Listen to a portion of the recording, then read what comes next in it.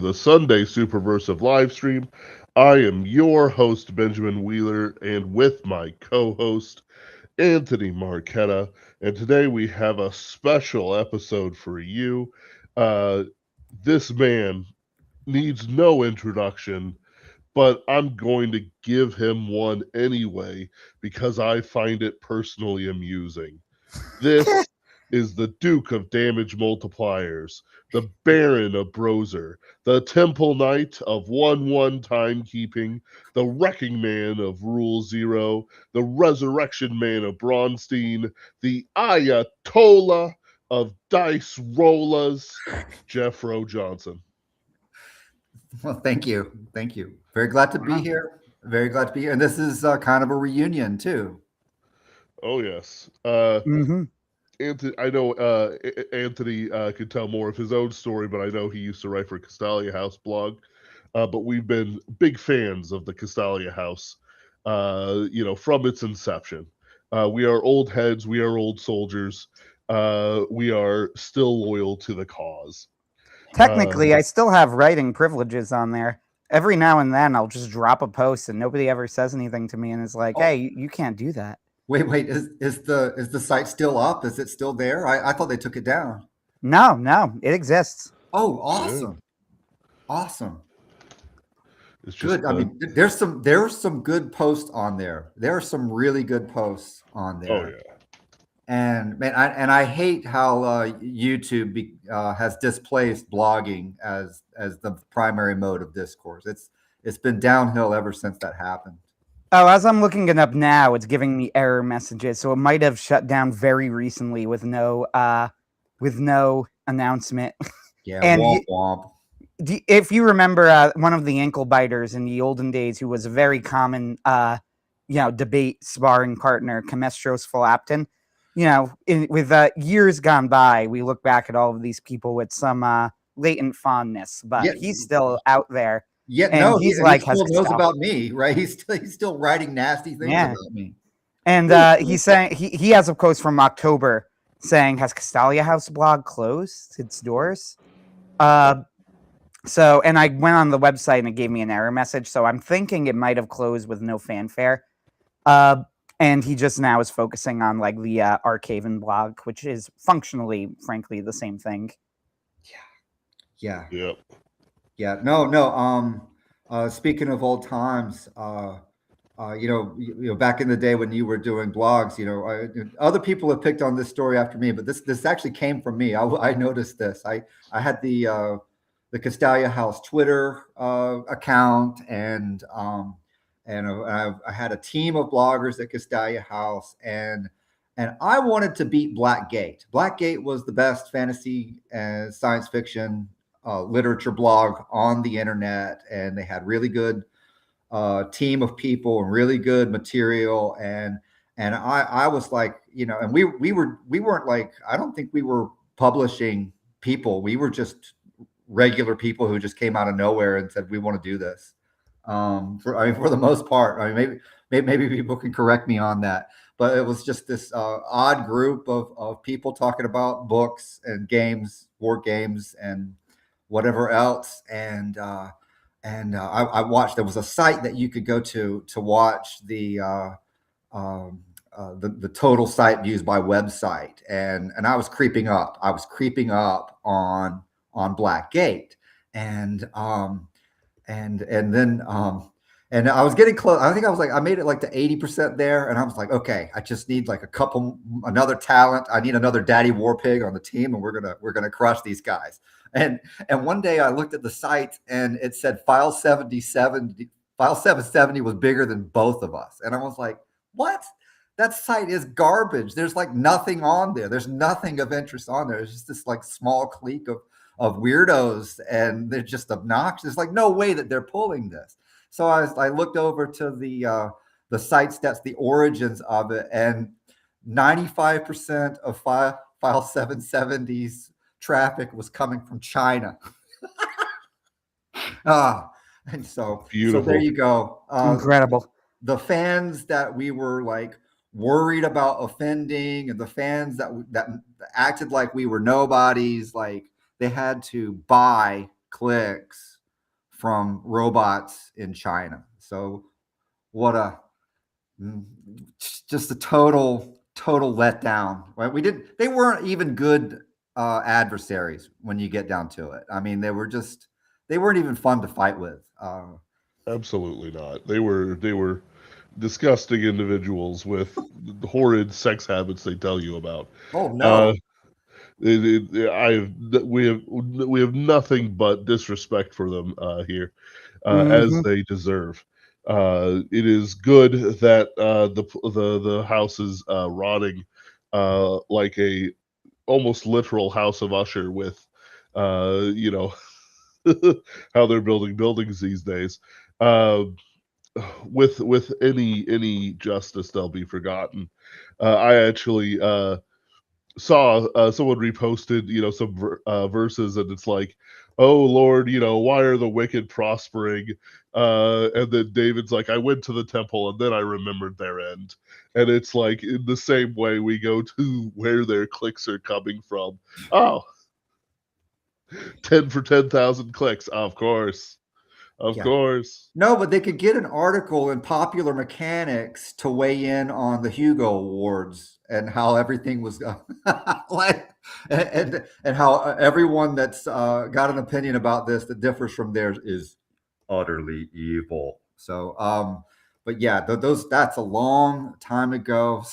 Someone tried to get me to write this up, and I was just like, man, nobody cares about this. Like, I don't. In fact, I don't want to relive this. It was just very disillusioning, the whole thing. But people that are loath to say my name, and then and then that's kind of been a recurring theme in my career. So it to say that you know to it didn't actually really get better. It actually got worse in 2020 on through about 2020 24 or so. In the RPG scene, for instance, like if anyone even talked to me, I had one person that was interviewing me in early 2024, and they said, "Yeah, 20 people direct messaged me to say not to talk to me, right? Not to talk to Jeffro Johnson." So like it was utterly. Uh, I don't know. I just think it's weird. I just think it's Oh weird. yeah, this happens with me Yeah. sometimes. I've had people who. So there was a thing. I couldn't even tell you names because I literally don't remember. It's been a while and it didn't go anywhere. But like, there was someone who was like trying to get creators to be like, "Hey, I'm thinking of like, seeing if we could like start some sort of like limited studio with creators. If you're a writer, like contact me, pitch me ideas." So I did because I'm like, that's a cool idea, and I know some of these people, right? So I pitched him ideas, and then he goes like, "Hey man, somebody told me like not to work with you. You were bad to work with." And Oh, I'm like, "What? Why? Like who?" And then they told me, and I'm like, and I'm not going to say because I don't want to. Frankly, I just don't want to, yeah, right? yeah, Like, but like they told me who it was, and I'm like, I haven't thought about, or like blinked or breathed in the direction of this person for years. yeah, Like I would have forgotten they existed, and then they're like, weren't apparently I stuck in their minds so much that they warned people about me. yeah. There you go. There you go. You sound like a really intimidating person that's very threatening and very difficult to get along with. I mean, just based on your voice. I don't know. Frankly, I'm kind of surprised that anyone would want to work with you. You're so scary sounding. I know. I've told Ben that I drop to my knees and thank God every day that I didn't get the gay accent because I came a little too close for comfort. Yes. So yeah, all right. Uh, I'm sorry. Oh no, he went no, it's there. fun. I actually try to stay out of some of this stuff just because it's like, no, if we meet in person, there will be violence. I'm not into this. You people try to destroy everything good and beautiful and true because you cannot be so yourself. These ankle biters, these gammas, are sadly infesting every aspect of everything we enjoy. But of course, Mr. Johnson, we have a solution, a tonic for what ails us, and that is winning secrets. It is.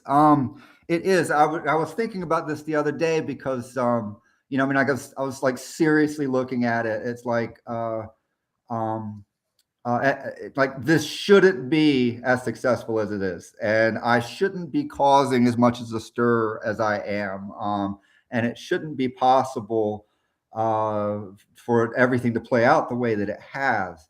But it really. I did the opposite of what everybody else did. Because, like, if you remember back in the last decade, the end of it, there was like this gold rush on Amazon for the writers, and the writers were all falling all over themselves to try to get in and turn a quick buck. And there was like this thing of like what 50 books in 50 days or something. I don't know, something like that. 50 books Yes, and the 50. It's like whatever 50, it is. yeah, 50 books and 50K, I think. But so you got to, oh, right, there you go. If you could write, if you could just put out 50 crappy books really fast, then you're going to make it. You're going to have a career. You're going to have income coming in. And I remember like the first time I just disappeared from the online scene. I turned it back on one day. I was like rock climbing and stuff out in Washington State. But I turned it back on one day to see, well, okay, what are the pulp revolution people talking about right now ever since I just dipped out, And it was like Daddy Warpig talking about like pulp speed. Like the thing that made the pulp era great was that these people wrote really fast, And I was like, what? like what? Wait, that's what you're going to take away from the pulp era? Like, really? Are you seriously? I mean, I know they did, but like, when you get from that jump from, say, like Raymond Chandler writing short stories and like Black Mask, and then he makes the jump to putting out like serious novels. Like, I don't know that I would characterize like pulp speed as being the secret of Raymond Chandler's greatness, But no, like everybody in the last decade was like, we're gonna cash in. You got to chase the algorithm, boy. You got to get in there. You got to chase that algorithm. Like that's the key. If you don't solve this algorithm thing, then you're sunk, and you're not gonna have a career. You're not gonna make a difference. And it's like, well, and I never cared. I was like, this is a bunch of baloney. And I feel the same way about. And I know I'm wrong. I know I'm wrong about this. So I'm talking about my feelings, and I'm not talking about facts, because when Box Day says that artificial intelligence has made him 2 standard deviations smarter than he was in terms of IQ, frankly, I go crawl under the bed and cower in fear, thinking about what's about to come next, because Yes. that's just a horror story right there. But for everybody else, it just makes people stupid. I mean, it makes like kids in school, like anybody that's like used this forbidden thing. I think of it as like it's like this fairy tale substance that like it separates the good people from the bad people, and the bad people all come to a bad end because they use this cheat code on life that you should never try to use. Yeah, I have a pretty nuanced take on LLMs overall. So first off, I'm going to give a plug here to someone. Maybe I'll even contact them to have him on the show. If you're not reading William Briggs, Statistician to the Stars, you really should be, because he is the drink of cold water in these times. He was during COVID as well. And he is the person who pointed out, like, what is an LLM, right? Like, AI is a misnomer. Even using terms like hallucination is a misnomer, right? When we say, still it's Eliza. lying. It's still Eliza today, right? Nothing's changed since Joseph Weizenbaum, computer-powered human reasoning. Yeah, it's a computer model is what it is. He goes, what it is an extremely impressive statistical modeling system. That's it. It is not more than that. It is not less than that. The problem is if you are using an extremely impressive statistical modeling system to do everything for you without realizing that that's all it is and all it will ever be. It cannot be more than that. Yeah, and I'm going to tie this in. I'm going to tie this into the Kickstarter that I'm supposed Brilliant. to be promoting. It actually ties in because I was looking at it and it was like, all this can be yours. Like imagine like I will never have to have a crummy day job again if I just use AI to go push out. I know people want a sequel to every book I've written. Like they'd like, and then there's other projects I can think of like, ooh, if I could get that done in like a month or two and just get it out and keep rolling, wouldn't that be great? And AI could help me do it. The things that are in the book, Winning Secrets, it took 5 years to work out what should be in this book. It took over 5 years, and we did it in the most painstaking way possible. I mean, the way I hear Vox talk about working with AI, and I'm like, oh boy, I totally feel you, because he's like, man, when I send out my super duper super genius egghead stuff to human reviewers, I get a bunch of crap back, right? I get it like it's just a complete mess. And I'm like, yeah, I know, you're right. But I'm sitting here, but he's like, I'm talking to all these different AIs, and I red team all of my work, and then I find out things I didn't know, and my arguments get better. And he's putting out a book a month and a science paper a month, and it's really, and I can't argue with it. It's cool, it's pretty impressive. It's like, I'm like, maybe I need to rethink my life. Maybe I need to like do the shill stream thing, maybe I need to like get on and like do the thing Bradford Walker talks about doing, where you complain about popular culture and then at the end say, oh, by the way, buy my book, right at the like halfway through your rant about business as usual that everybody on YouTube does, because network effects and so forth, but with Winning Secrets, we said, what if we didn't do any of that stuff? What if we did everything the hard way? What if we did like very, very painstaking experiments to test our ideas and then talk to a bunch of people that all have a different, very passionate opinion about it, and like try again while we're all fighting about what this thing is, right? It was the worst methodology. I mean, if you look at my history as an author, I'm about one book every 10 years. But the books, when I drop a book, it permanently changes the conversation. It permanently changes the way people think about the subject matter. Mm-hmm. So I don't know. I'm not saying that Vox Day is wrong, and I definitely respect him, and I respect how prolific he is. But for this project, this is really the antithesis of not just him, but also all the independent writers, everything that they were doing in the end of last decade, when they were all chasing the algorithm. Throughout this project, I never once chased an algorithm. I, in fact, insulted the audience every opportunity I could do that. I seized it. And of course, this has made me rather notorious, but, also endearing to some. And some would say almost frighteningly endearing to some. Yeah, I think that Vox is more correct, but like this is the thing where it's like I will make comments that are like pro LLM, right? And I don't mean to be pedantic or an ass here. Use AI if you want to. I'm just trying to get into my own habit of using LLM. But anyway, I will make comments that are very pro LLM. I use them to help me with writing, but like I see Hillary Lane, if you know her, she has a great YouTube channel. She put out a video that's like AI is ruining everything, and people are like, "Oh, you disagree with this, right?" And I'm like, "No, I think she's completely right." It's like, but you use it. I'm like, okay, so what you need to understand is that I am an experience. When LLMs came out and became good enough to be useful for writing, I was an experienced writer. Written well over 1 million words already. I've written a novel. It's going to be published next year, right? Like, I already know how to write.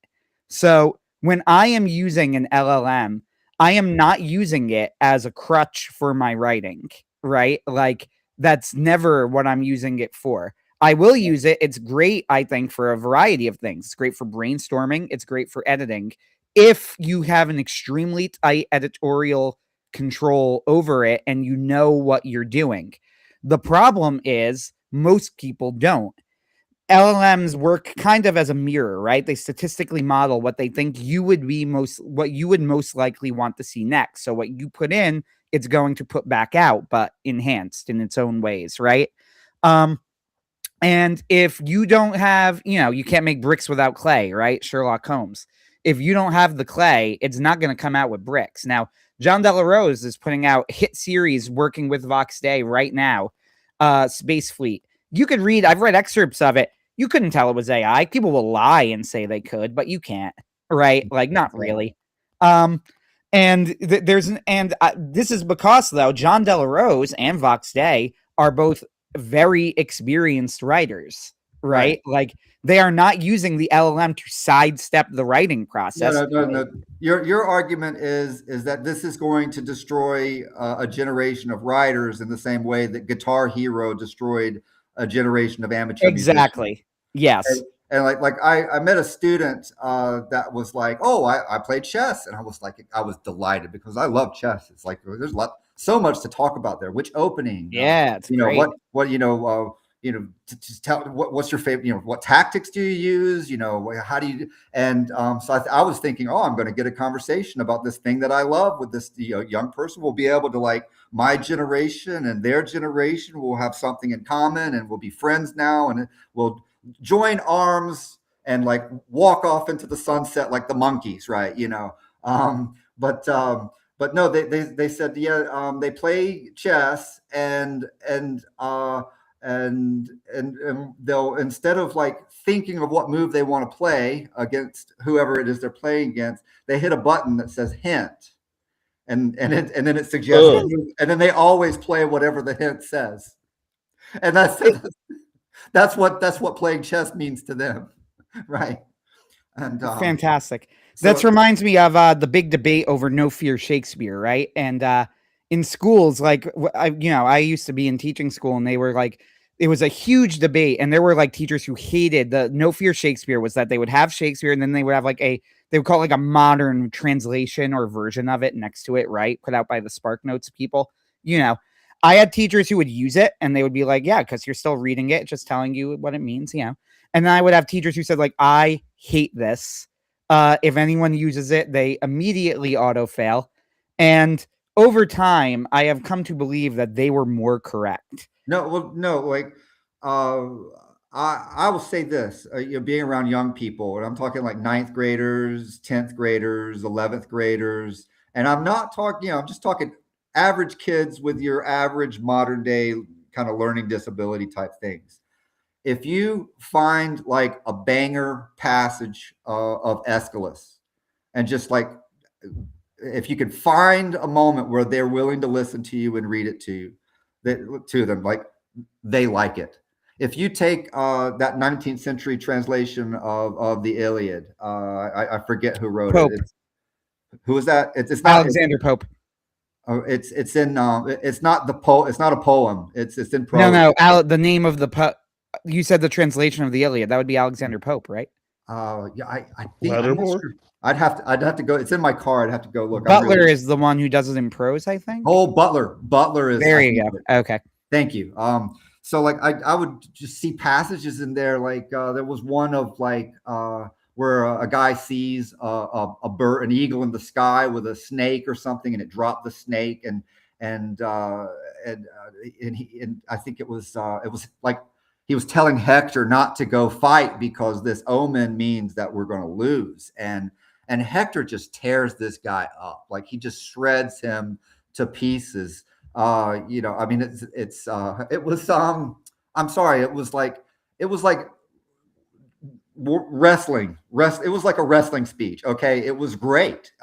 It was totally accessible, and it was totally about socio-sexual hierarchy as well. And it just I read that passage, in a 15-minute break with some kids. I got like, just give me 4 minutes, and the kids are like, that's awesome. Like, they love it, So I don't know what's going on with education, but whoever got in there and said that kids have to have abridged versions of these things, or kids don't like real literature, they're wrong. If you give them the real thing, like take the training wheels off and give them something awesome. Kids know what awesome is. If you expose them to it, like they're not as dumb as people act. But maybe we're ranging really far off from the subject matter. There was some juicy stuff you were suggesting we talk about before the show that I was hoping you would circle back to. Oh yes, yeah. So you are, in some ways, even to this day, and you kind of referenced it a bit yourself, the most dangerous man off Twitter. And by off Twitter, I mean you are not on Twitter, but you might as well be.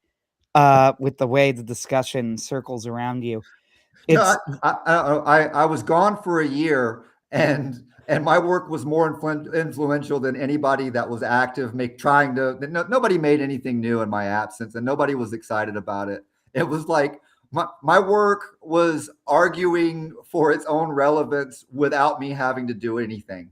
So and the adoption rate of my ideas, I'm sure it's significantly higher than it was a year ago, and that's without me like banging the drum. It's not. I don't have to persuade people. The games persuade people. Yeah, it's interesting. Part of the interesting thing about this is, like, straight up, I do not play D&D, right? Like, I just don't. I never played a single game of D&D. My sister, of all people, has been begging me to do it, and my wife has been like, "Oh, hey, that sounds fun. We should do it." And I'm like, "Why are the women trying? What bizarre world are we in where the women are trying to talk the men into playing D&D?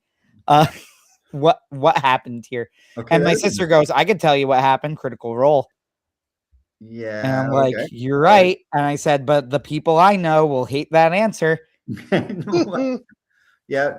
Okay. All right. Okay. But I'm more of a Legends of Evantris Chad myself. You just got to choose your weirdly high amount of 1s and 20s rolling, socially apt weirdos that you follow with media jobs. All right. You just got to do it. You Well, keep going. Like, where are you going with? I mean, how do you know I'm the bête noire if you're not even playing real Dungeons and Dragons or even anything close? That's right. I think they would run and scream in fear of you. I think. No way. I think. What do you mean we have to do 1-1 timekeeping? But what about the rule of drama? It's like, but the ticking clock is one of the most powerful dramatic tools in an arsenal. Huh. Though I will say that Critical Role is actually the wick around which everything falls. Don't get me wrong, I actually enjoy some of the Critical Role people in the Dropout channel that they do, which is like improv humor. But so I am confessing, I am bearing my back for the flagellance rods. But the assumption is that there's a story arc and there's storylines that you have to follow, rather than how do I want to put it, like player-led discovery. Right. Yeah, there's no real player autonomy in the game as they conceive it. You don't really have any significant choices to make in the game because they're not playing a game. It's like someone inviting you to play chess, and every time you move, they're like, not that one, not that one, not that one, and after a while they stop having to say what you can and can't do, and instead you kind of reach the piece and you look at them and there's kind of like a twinkle in their eye when you have the right one, and you're like, and then you pretend like, oh yes, I was going to make this move and I'm very excited about it, in your best method acting way possible, right? So it's weird. I don't have a lot to say about what they're doing other than that, I mean, I don't think this is really up for debate, but it's not a game, right? They're not playing a game, and therefore it's something outside of the scope of what people who like games would consider the hobby to be focused on. Well, yeah, it's like what I tell people is that you're there for kind of the drama, the jokes, or the story writing, because it's like me, I'm not gonna watch an Amazon Prime Video series. I understand that the new George R. R. Martin thing is good. I've seen the Twitter edits of some of the fight scenes. It looks fun. But I'm just not going to spend my time on that. If I can spend it, doing something else, if I'm doing something and I can't read a book or whatever, listening to some funny people play D&D, quote unquote D&D, is actually, an enjoyable way to spend time that you can't spend elsewhere. But the fallacy comes when you mistake it for actual gameplay and the gameplay experience. Yeah. Yeah. Yeah. But nobody really learned to play RPGs by sitting down with the books and then saying, okay, I'm going to do what these books say, right? Right. Most people back in the day learned RPGs by being initiated into the hobby by other people. And then I've definitely seen it. I will spend years writing and talking about something, that I'm observing in the game space, things that are effective. And you get somebody with a YouTube video that's just like demonstrating solitaire play techniques. And I'll read the session reports that people write. They will follow what was modeled in the YouTube examples to the letter. Like they can replicate what's there, but they will never like engage with the rules text and discover other things for themselves or something different that they can do with it. Like the and then likewise in the countless upon hours and hours of YouTube discussion, like no one goes and looks at the like a 2,000 word blog post about a new idea in role playing games. Like if you want to communicate an idea about role playing games in that space, it has to be reduced down to a ridiculous slogan, such as like zero prep, for instance, and that will like make the rounds of all the YouTube shows, and people will debate what that means and what it can't mean and what it might mean, and did they really mean this when they said this, and how could they say that? Like that'll drive YouTube content engagement, all the way up. Right. But like in terms of like circling back and having like a real encounter with the text of the rules, and then doing like some kind of like series of experiments to find out what works best, and learning how to articulate that, pinpointing the things of what caused drag and ongoing campaigns, and how to fix that conversation, like like outside of my presence, it doesn't move very fast. Like and then the people who do have come across brilliant ideas, like they're totally ignored by the commentariat. Like the commentariat isn't like, wow, that's some awesome stuff going over there, we've got to dig into that. No, it takes me being around to say, this is huge, this is important, this is what we should be looking at, guys, because it's like I don't know, it's just really sad how uncreative and unthoughtful the average person is. And if they even have just a few dollars of super chat money at stake, or $10 a year on a PDF product that they have for sale up on RPG Now, then all of a sudden they become immune to thinking outside of the box in any way, shape, or form. Right.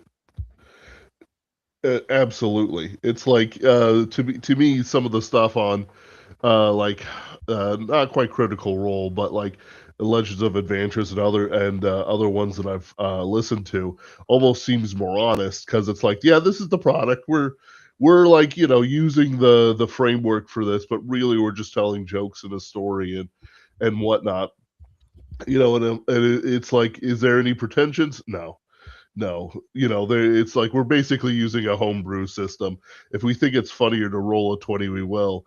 But it's like the YouTube commenters never seem to understand that there's, a product being delivered to them that's a skin suit of D&D. It's not, they're never going to actually bring up 1E in Critical Role or, Advantress or others. Half the time they can't, they've never shown you a dice roll in their lives, or at least in the modern stuff. So it's like, yeah, absolutely. If you want to actually play D&D, in reality, they have to come back to you. If they want to play the game and not just dramatize a story, and then do a whole bunch of improv, which, let's be real, there's a reason why the ankle biters aren't nearly on media and YouTube videos as, the professional actors are. It's like, no, you're playing it wrong, and you're playing it wrong to no end, and you're not enjoying it the same way as somebody who's doing it, shall we say, competitively. With purpose, with verve. It's a world of night and day. No. Well, we don't have to take apart Matt Mercer. I mean, that's an entertainment, right? It's not. Exactly. It's like you know, if if wrestling's not real, then how do you explain this, right? We don't have to Right. take him apart like that. Like I'm talking, like even people that like honestly try to play what they think D&D is, right? Like, and if you see it, I mean, let's just look at individual initiative and combat. Okay, like because most D&D sessions of a moderately traditional bent are going to have a combat in it at some point.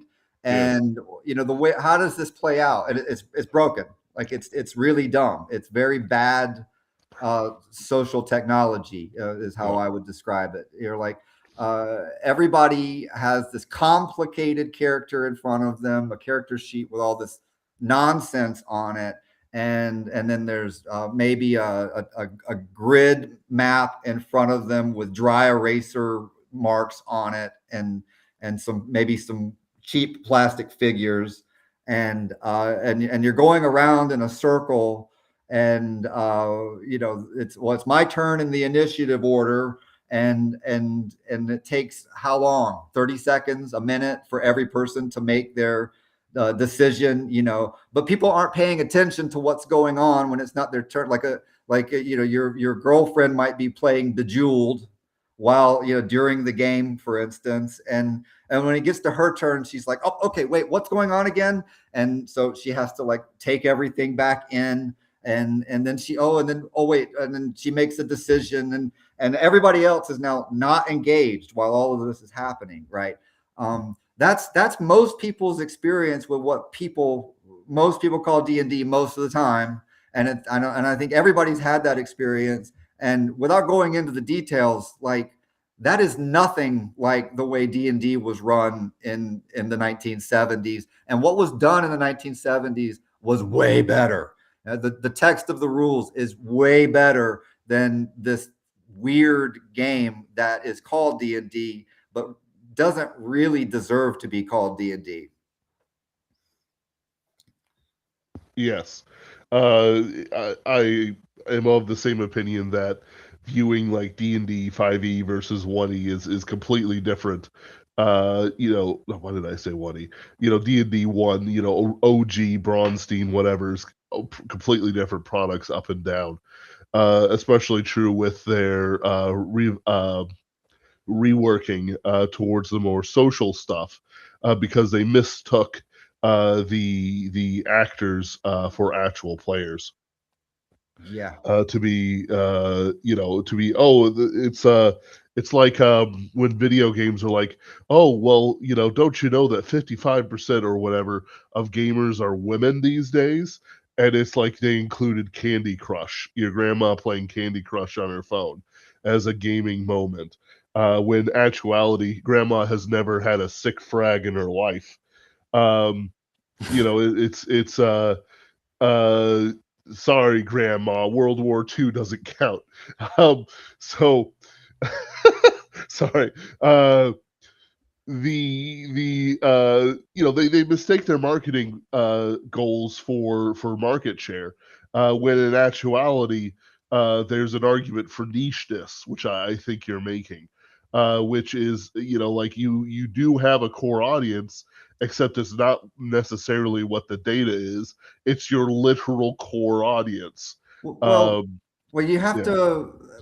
The problem with RPGs, like right now, is you have to make the case for why someone should do your activity instead of anything else that they could possibly do.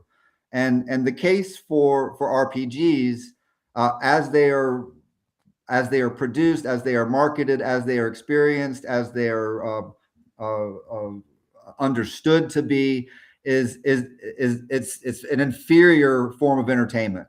We're sold that, oh, this is a game of imagination, right? But the reality is, the way most people are doing it, I think my friend Rule of Thule said this the other day. It's like getting how did he say it? It's like getting 5 minutes of fun in an hour, right? Because of the way things are doing it. When you change the game to be like it was at the original, where the very old days, the dawn, the deep magic before the dawn of time, uh, everyone has way more autonomy, and there's always like the game is being played even when you're not having a session, because when you have the world moving forward and everybody active in it at the same time, and everybody in effect playing the adversary of every other player and able to form alliances and conduct activity under a fog of war, this causes the game to be something that people can engage with as much as they desire. And the stories that emerge from this, well, it's not really stories that emerge from this, it's battles, it's conflicts that emerge from this method of play, and the resolution of those create kind of a tapestry of activity all around the campaign map that influences everything that's happening everywhere else constantly. And so you get these marvelous emergent events, a sequence of events that emerge from countless independent actions and choices and outcomes. And the end results, when you end up stepping back and look at everything that's happened in one of these types of games, there's a coherence to the narratives that it produced that is really astonishing and marvelous. And furthermore, these narratives and the world elements, the campaign itself is sort of an alloy of the better players' personalities.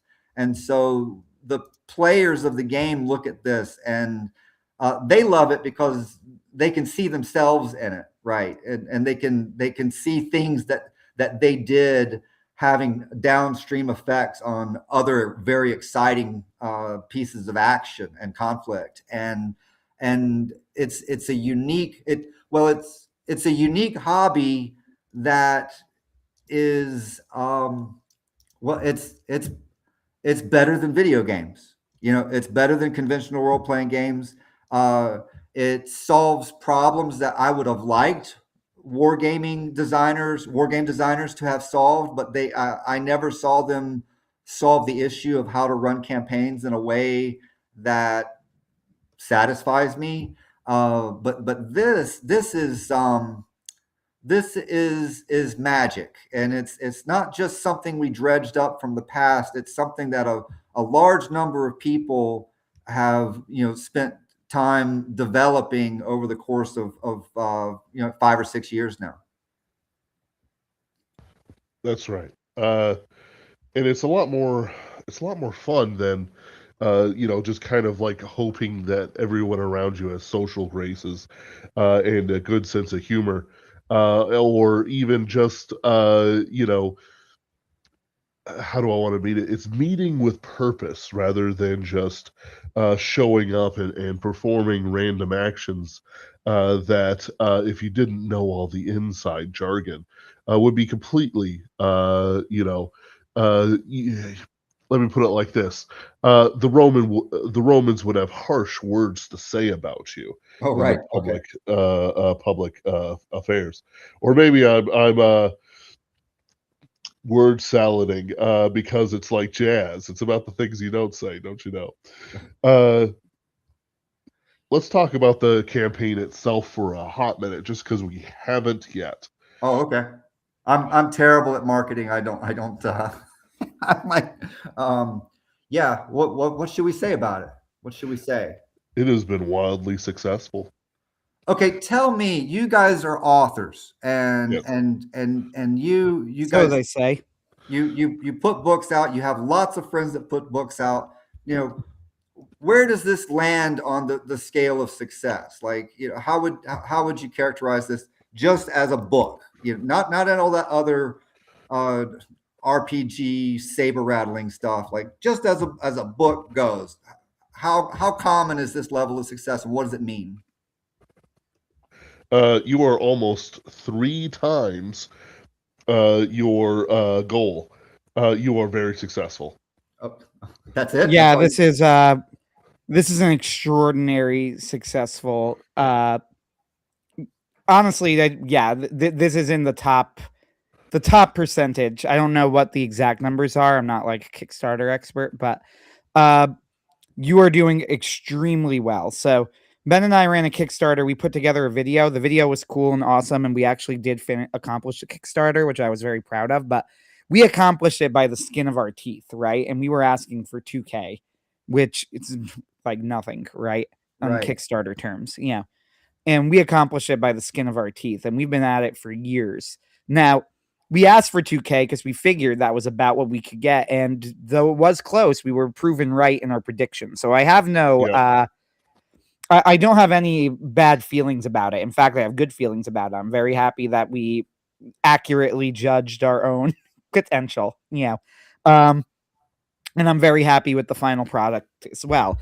But what you are doing is on another level. Like, Okay. so I think that this is going to be a very successful book. And now take it back. We're all independents. We're all outside of the big New York City publishing scene. How do you think this compares with what a real New York publisher could do for an amateur author? So I've looked into this stuff before. Let's go with short version, long version, right? Short version, you are in a way better position than probably 99+% of them. I don't know the exact numbers, but something like that. Long version, traditional publishing is dead and buried, right? It is not dying, it's gone, it's dead. But Anthony, what are you talking about? I see new books come out all the time, right? It's all fake and gay, all of it. So the New York Times bestseller list is entirely manufactured. That's number one. Number two is that it's basically now like a money laundering scheme. Yeah. Not. I want to be clear on how I put it. Not in a dramatic way, not in the way that would make it right, like, but more like, here's what you're going to do. You're going to put out a book written by a celebrity, and that book is going to sell a bazillion copies, right?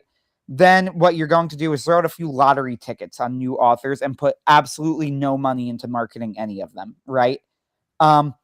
If one of them hits it big, great. You're going to now funnel all of your money into this new author. Every other author, you're just going to let die, right? The mid list is gone. There is no mid list. There is no middling success. You're either a huge mega hit that will probably be a movie or a series one day, or you're nothing. right? You're a hobbyist at best, and probably the publisher will drop you in a few years anyway. There is absolutely no reason, none whatsoever, to go into traditional publishing. It is not better for your career. There isn't this. I literally can't think of a scenario in which you would want to do it. Like, the only one I could think of is if you are a shitlib and you think that you have a shot of getting a Netflix series and you want to take that 1 in a billion chance. Yeah, that's the only way to do it. They're not going to pick up a friggin' indie book, from a new author, right? You got to have some clout. Even these supposedly mainstream successes, a lot of people don't realize aren't even mainstream successes. Andy Weir is a great example of this.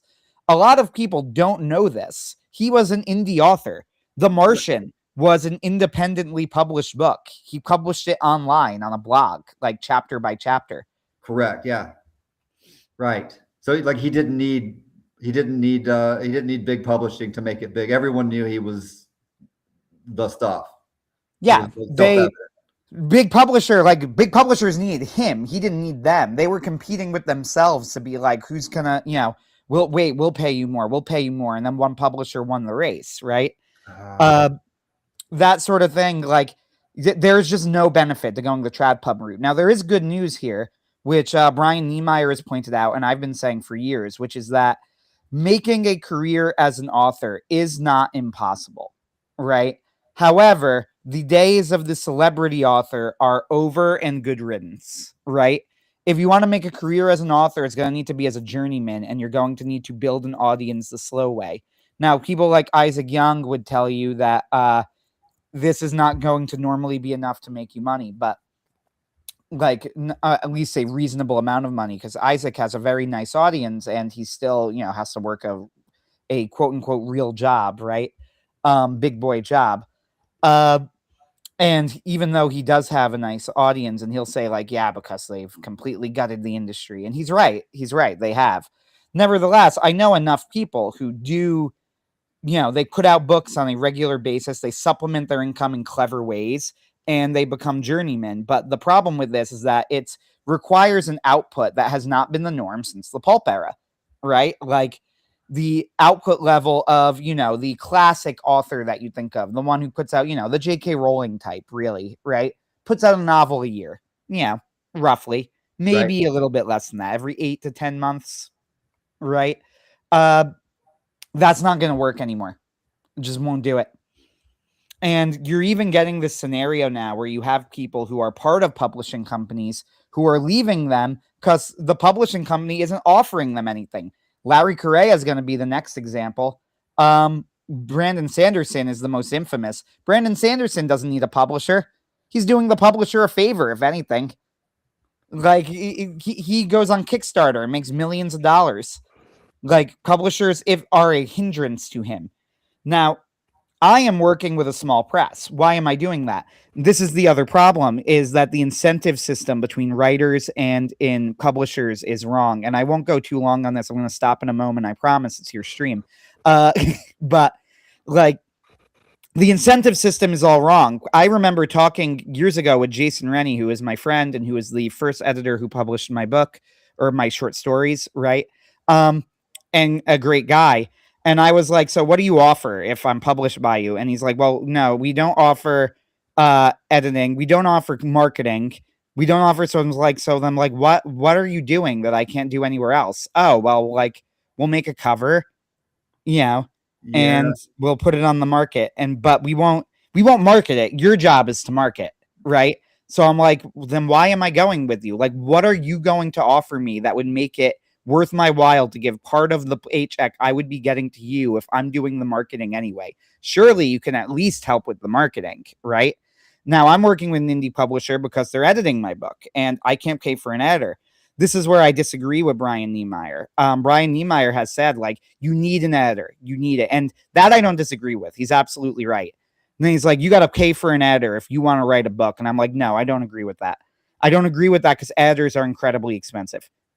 Right? Like, it's just not practical for most people. And he goes, oh, come on, what if I could promise you that you'd make your money back? And I like told him, you can't though, right? Like, unless you're giving me a money back guarantee within 6 months or something. And even then, I don't know how I would afford it right now. I just don't have the money that you're asking for. And now you're telling me I shouldn't even bother trying to publish my book. No. So there is a place, but the publishing industry needs to change to offer authors something, right? Rank and Tor Press is doing stuff like that. And I know that like some people like John Delarose have had issues with them, but I know enough people who work with them to know that they are giving authors something, right? So that's the change that needs to happen if publishers are going to survive. There needs to be an incentive for authors to work with them, which means you need to provide marketing, covers, and editors, because that's the things that authors don't want to do. They want to write their books, right? You need marketing, covers, and editors, and that's got to be the job of the publisher. And if it's not the job of the publisher, people are very correctly going to say, why would I give part of my money to you? All right, my soapbox. I'm off my soapbox. Go ahead. See, I don't, that's all like, oh, I never have to think about those things because I've just spent the past 10 years making anyone who comes in contact with me extremely angry about either science fiction, fantasy, or role-playing games, or perhaps all three in some cases. Yeah, I think that's part of the fun stuff that I want to get into, because I know, I mentioned this before the show briefly. I know people, and I'm not going to name names because they didn't know I'd be talking with you. I don't know if they want me to mention it, but who I'm friendly with. They're going to delete your contact information in their phone and block you. I say friendly. I want to be clear. It's like very much like I interact with them on Twitter and we're nice to each other, right? Like, and they know people in the know, that sort of thing. So it's not like we're super close friends or anything, but like I've mentioned you and like in a relatively positive way. And it was basically like I worked with Jeffro. He was a nice guy. Yeah. We got along well. We disagreed on certain things, but I never thought it was like anything personal. And like that's pretty much all I said, right? And the response of like one of them was like, "F Jeffro, that dude is a menace. He hurt, and his argument was that you did not support indie authors because if they didn't appeal to your standard of fantasy, which was your specific like pre-Tolkien." D&D thing, conforming to Appendix N, you didn't support them, and you would throw them to the wolves. So screw that guy, right? No, I would say don't read anything after 1980, right? That was I would post that, and they would be like, they would take that as don't read my indie novel, right? It was like, what. This is like one of those shoe fitting things, right? Like, oh man, but no, they hated that. Some of them would come to me and be like, you should support my book, and this, and I'm like, man, I'm the guy that's on Twitter telling people they play D&D wrong, like supporting your book. That's not what I do. I don't know you from Adam, but no, that line. Like, and now where are those people now? Like, where are they now? Like, there's been countless movements of indie writers, like where did they all go? Are they still going, or did these people quit? What happened? Well, Superversive still has a bit of a presence, though it's spread out and it's no longer grouped together, but maybe that's a good thing. I'm one of the people who's still kind of pushing it. So is Ben to an extent, right? I mean, we're on the Superversive live stream right now, right? Yeah. So we are. Yeah, right.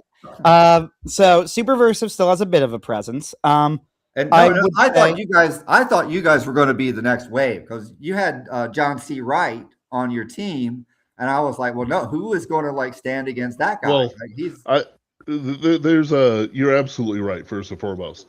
But secondly, I don't want to get it. Like, it's one of those things where several members had Trump derangement syndrome. Some of them were involved in sabotaging parts of Anthony's career. Like, it's one of those things where it's juicy, right? But I had no idea that there was a story here. I'm sorry if I went into something I shouldn't have. No. Like, I'll also say, you mentioned John C. Wright. I'm going to be very careful because John is my friend, and this is not a disagreement with him or anything he's done, but one of the big problems is that he slowed down for years to work on his Star Wars series, and then it was just a disastrous series of bad timing when Star Wars left the zeitgeist by the time he chose to put it out. Now, he would probably disagree with me about this, so take what I'm saying with a grain of salt. I'm giving my own opinion. The series is good. It is very, very good. You should read it, and I want people to read it. I'm going to start off with that, right?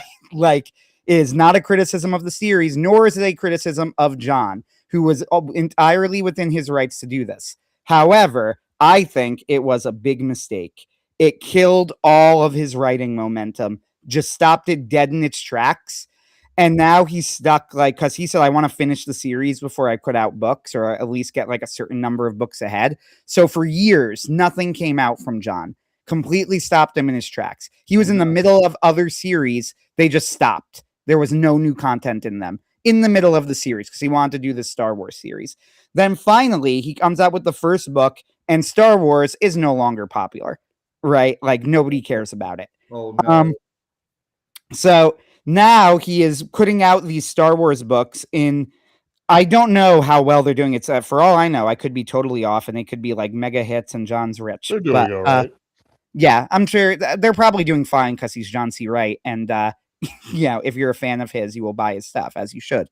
But it kind of killed the momentum of like having John in the movement when he just wasn't really putting anything out for years. And then when he finally put something out, you're going to try and recommend him to other people. And it's like, oh, he put out a Star Wars thing. Yeah. This is not and cool. It's like, okay. And it's like, I mean, I guess it's good. It's like, no, man. It's a good Star Wars thing. It's like, yeah, I'm sure. Right. Now, it is a good Star Wars thing. It's a great Star Wars thing, in fact. Nevertheless, it's a Star Wars thing. Yeah. Like Nick Cole, he capitalized on it immediately. And I consider Nick Cole to be the one other author, along with John, who can legitimately be called like a master, right? Like he is on that level. He did that series that was like Star Wars meets the war in Afghanistan. Exactly. Yeah. He capitalized on it immediately. Arguably, he sold out. Now, right. I don't know. And clearly, the reason he did well was because desert planets are the key to classic science fiction. Exactly. Yeah. He's got it. He nailed it. Yeah, Nick Cole capitalized. So I'm only saying this not as a criticism of John, either personally or even really professionally, but just to say that it kind of killed the momentum of it, right? When he just kind of stopped putting out stuff. But Superversive hasn't disappeared. Yeah, we're still around. We just didn't end up exploding in the way that we might have hoped. But those things are rare anyway, so you can't really count on that. Well, given what's popular in the book marketplace today, yeah, I would say I don't want to say the details just because I don't want to dirty my mind alluding to it. But no, if there's ever been a time when we need something superversive, we need it more today than we did when you guys were starting. Like I agree. It's and this is an argument that's come up with my D&D work, because and I've said this on other streams, but so we've got all these rules in D&D that people didn't understand that they never used, and then I come along and I'm like, holy cow! If you use it, the game works by itself, right? It's like magic. It's great. It's amazing. And everything you hate about overplaying games is not a problem anymore. And then there's all these other qualities it has that you can't imagine that it works the way that it does. This is great. And so when this story was coming out, over a span of years, role players were like, they embraced like this Chesterton fence thinking. And they said, look, it's important to understand why the rule is there before you change it. Right. Like in the Chesterton's fence example, it was like the smarter reformer knows why the fence is there and can tell you why the fence is there before he tears it down. Right. And so like the thing here with superversive activity as opposed to subversive activity, I think like my work is superversive in that it makes the case for building up back any number of fences that have been torn down over the past several decades, right? And like we need that, like, and of course, it wasn't too long before we found out that the people that did not support these lost secrets being unearthed, like the people who were opposed to that, they are on the side of chaos, like explicitly chaos in the form of sort of a variant of Aleister Crowley's "Do as Thou Wilt," right? Known as Rule Zero in role-playing parlance, right? The idea of following a set of rules and allowing those rules to shape how you play the game, like that is anathema to the vast majority of people in the role-playing scene, to the point where they think there's no way like the only way that you could have something imaginative and creative happen in the game is if you change the rules, which is like a testimony to the complete lack of faith that these people have in anything that derives from following rules, which, I'm not a preacher and I'm not going to give a sermon, but man, I feel like there's a really banger illustration that somebody could unpack from this if they were going to do that.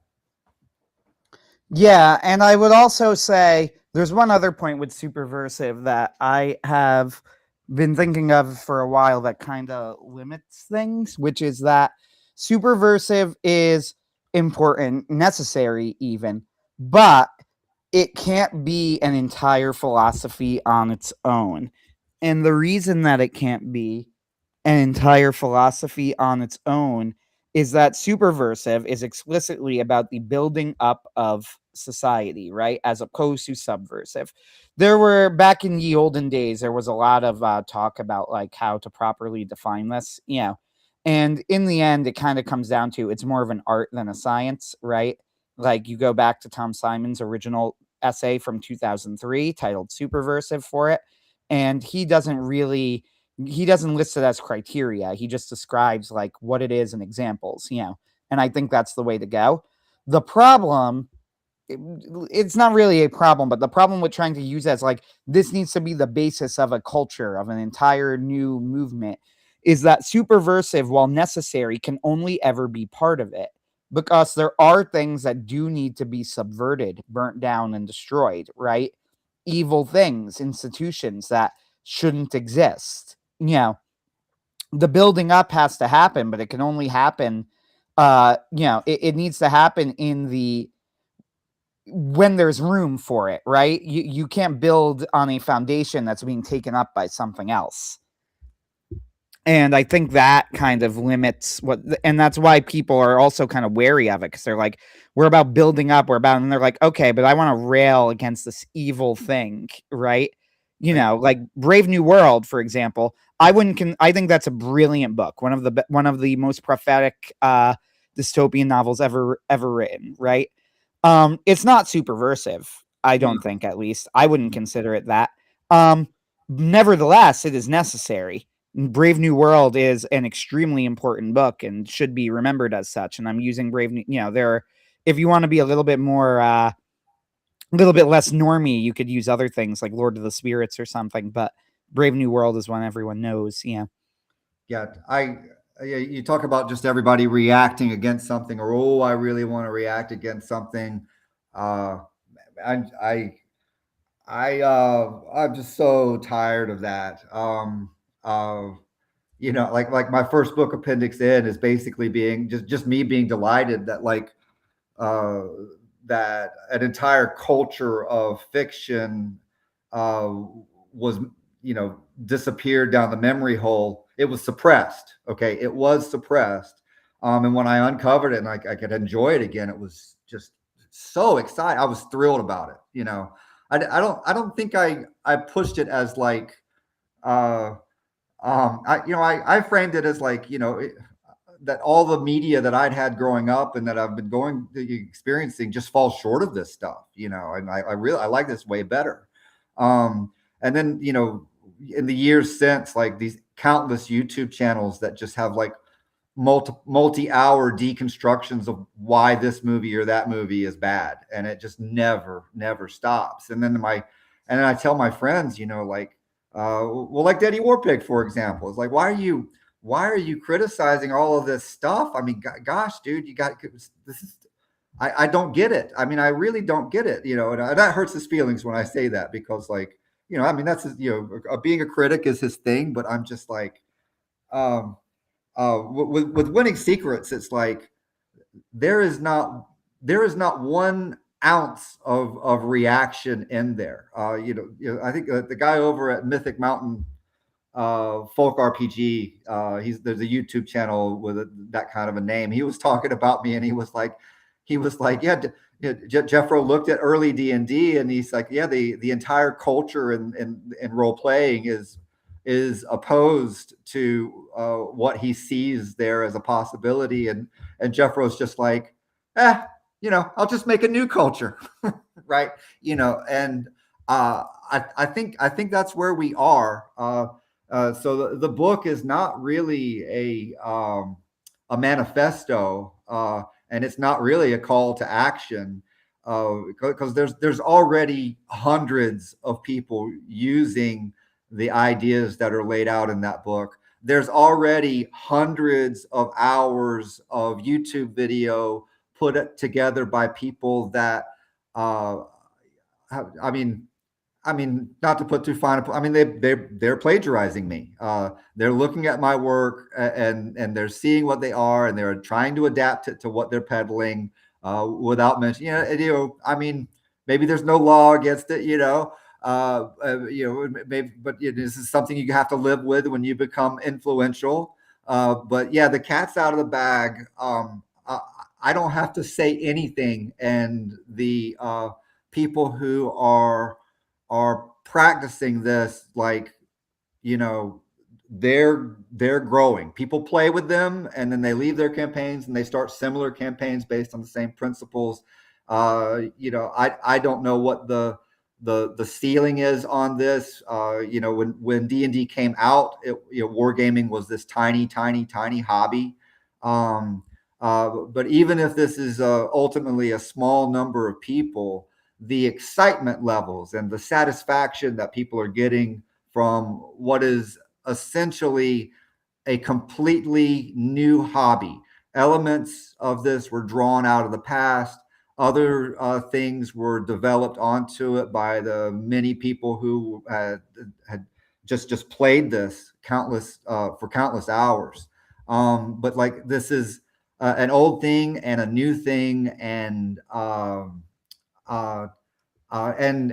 man, just the idea of having a campaign that it can handle and entertain the people who show up every week to your weekly sessions, but people who can't make those sessions can be included into that, and that people that have not so much free time, there's roles that they can play in a very large campaign that are suitable for someone with not a lot of time. And by the other extreme, there might be someone that has like an extreme disability, and this game is like the only medium that they have to connect with people and play with people, and just have friends and be with people and socialize. The flexibility of a legitimate, authentic, real D&D campaign that's based on the rules that were in the guidelines for what people were to do with those original Little Brown books. It's creating something new. It's something that a long conversation with an AI, it was never going to unearth this, right? Like this is it just was not going to happen. So this is a completely organic, a completely original. We don't have to spend any time tearing down the institution, the public the skin suited institutions, right? But anyone that looks at this is well, I mean, they're just set free from having to buy countless RPG products that don't actually solve the problem of that running a real campaign entails. Fantastic.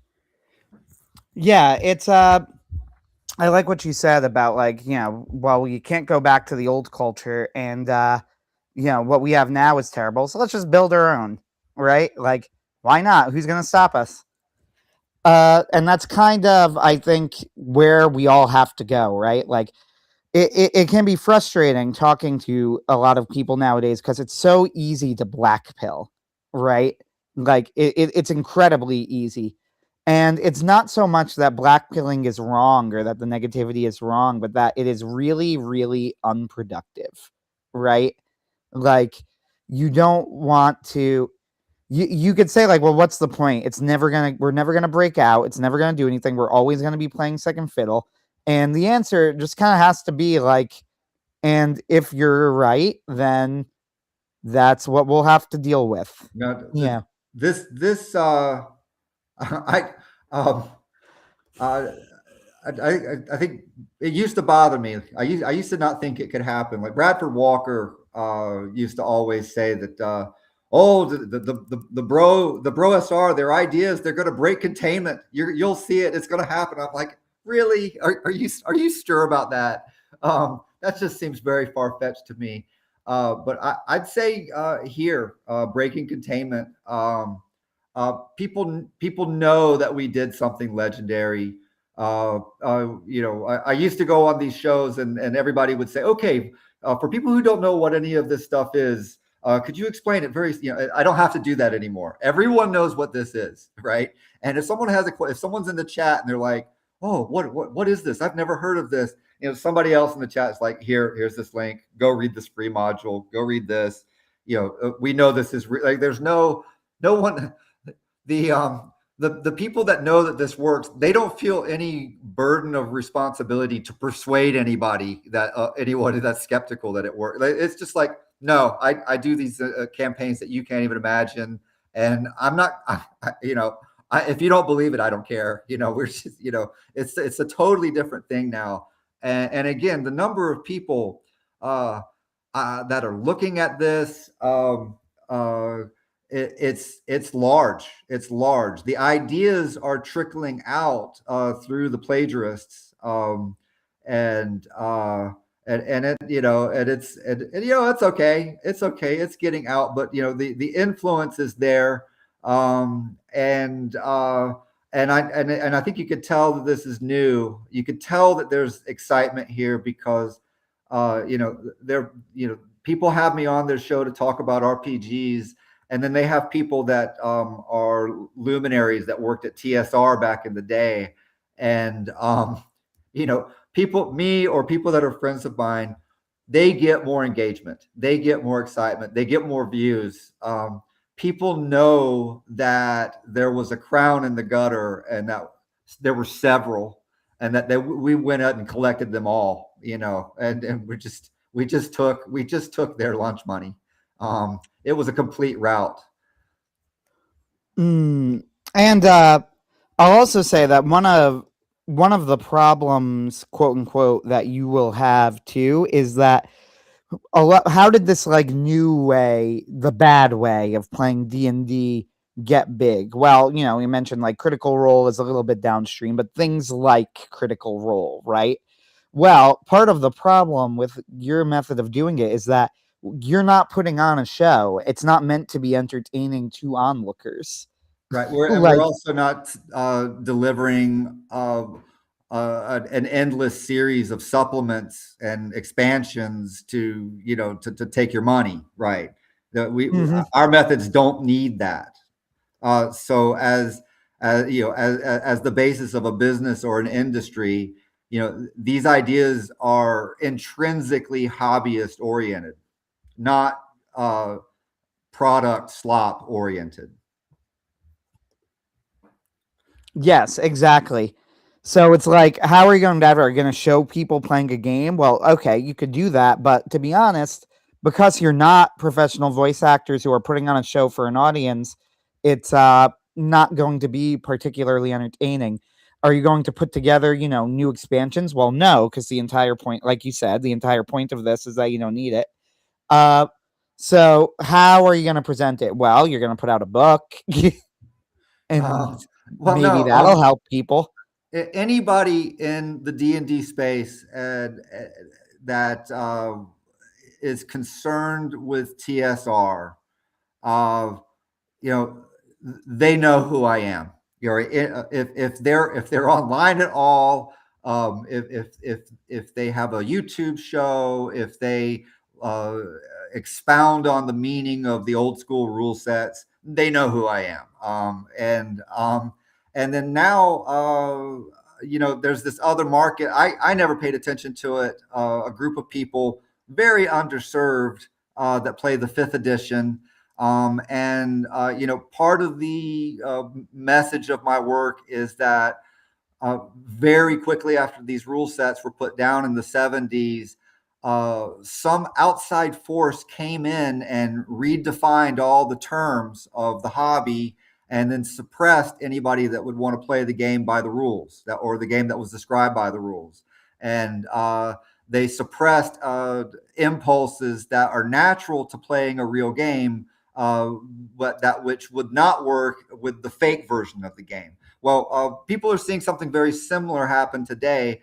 You've been alluding to it. I don't know much about this subject, but the 5th edition rules, there actually is a game in there, but people that play it don't know that it's there. And then there was also this other culture outside of role-playing games that came in and kind of neutralized that game, where they put in assumptions in people's minds that would cause them not to understand what is in the rule books, because they're trying to do something with them that's not there. And then everything they read, they interpret through their assumptions, and it doesn't spontaneously happen that they divest themselves of these things.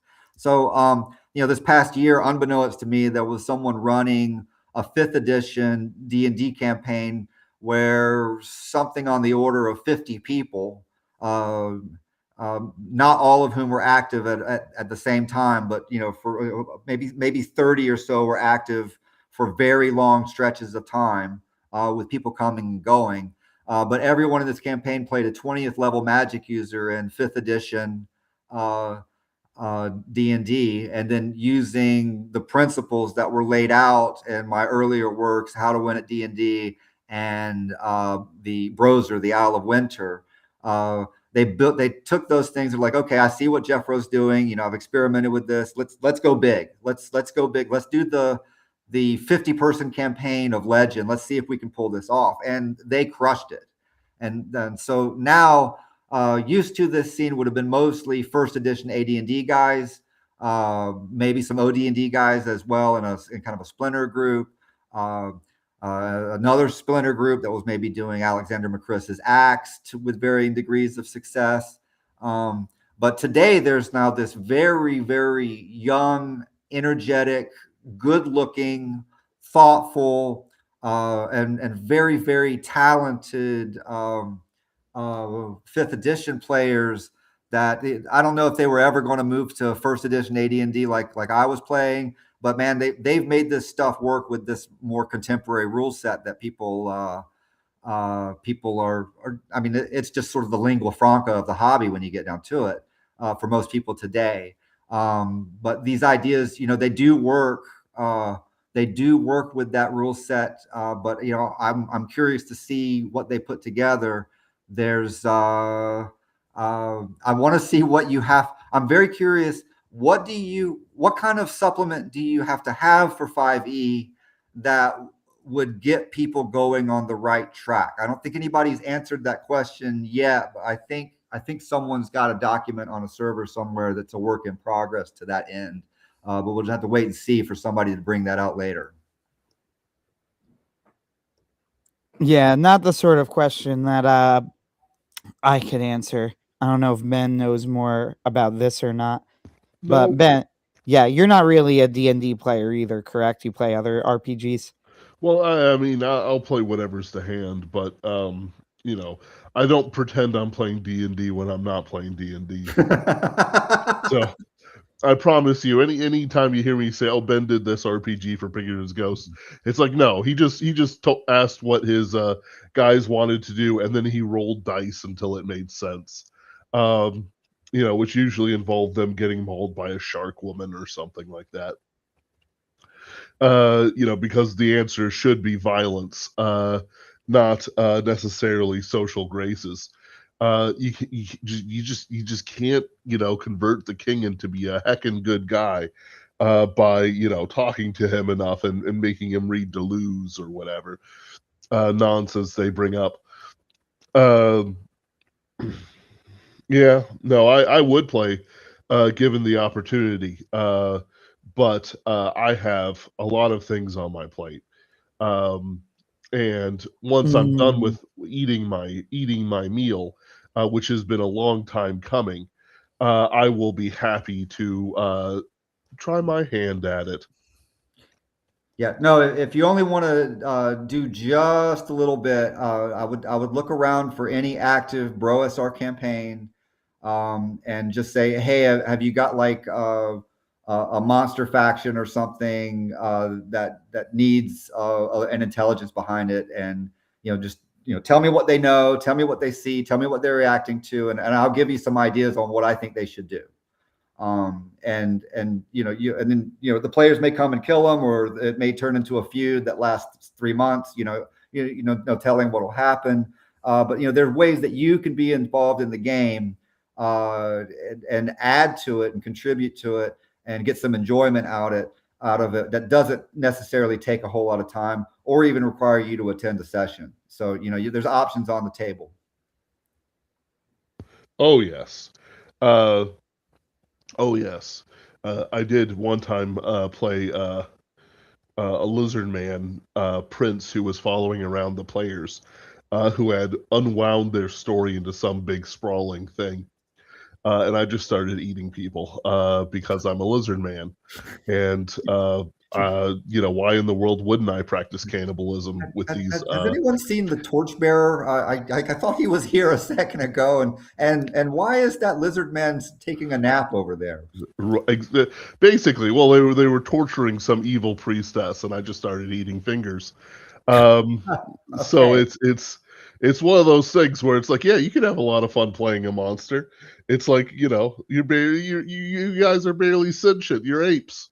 I'm a lizard man. Chad, look at my glistening scales. I have mated with many, many different types, laying different eggs. I can swallow a deer whole. I don't have to listen to you. Um, it was fun. It was fun for a night's entertainment. that sounds like real role playing, if you ask me. Oh yes, it's necessary. What's the point of playing a lizard man if you're not going to have lizard man thoughts? They're just lucky I didn't develop enough to start controlling the world governments. Um, the I'm not even bothering with the skin suit. You're just under a lizard man's control. Uh, should have thought of that, bud. No. All right. So we've covered and ranged quite a bit, and I know that you've had a ton of live streams going on out and about. Uh, so I didn't really want to cover the same things as before, and I think we've done quite a good job at it. Of course, looking at things, if we can break 10K, we can force Jeffro contractually to start blogging again. Uh, at the very least, it'll be very entertaining. Right. Um, And at 30K, we will come up with new insults to use against role players. Excellent, excellent. That's exactly what we need. Uh,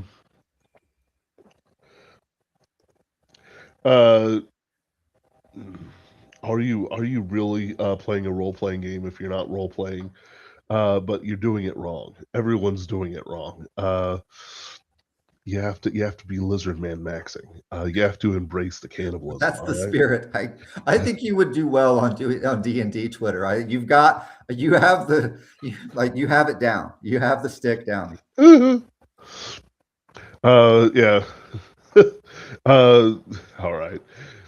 Let's see. Is there anything else you would like to cover, uh, or a subject that Anthony would like to bring up, or shall we start winding down? Yeah, I have been I've had a liberal opportunity to say what I think about everything on every single show. So yeah, if you guys have any, if there's something that you're going to ask me after the show, like that, if you could ask it now, I would rather talk about it now if it's at all publicly shareable. Yeah, but yeah, Sure. other than that, I'm done. Yeah, Hmm. this is less of a private thing, but let's just real briefly uh, talk about the we mentioned it in passing, the don't read anything past 1980. Oh yeah, Uh, that's a good one to talk about. So this is fun because we have, or no, I'm not going to say we. I'm not going to throw Ben under the bus. Ben, I have expressed some disagreement. Now I always have more extreme opinions than you, Anthony. you Always, do. Ben hates always. you. No, I'm kidding. Uh, I'm in your closet right now, stalking. no. So Ben and I being, I would consider, not. Yeah, I want to say normal people, but that's a little bit wrong. But you get what I mean, right? Like, not, not being lunatics. We can be like, yeah, Jeffro said this. I appreciate Jeffro, but I don't really agree with that, right? Without going like Jeffro is the scum of the earth, and we should band together to make sure that he never sees the light of day again, right? I, So the fact that that makes people angry just is hysterical to me. I mean, I it's mean, so over the yeah. top, bombastic.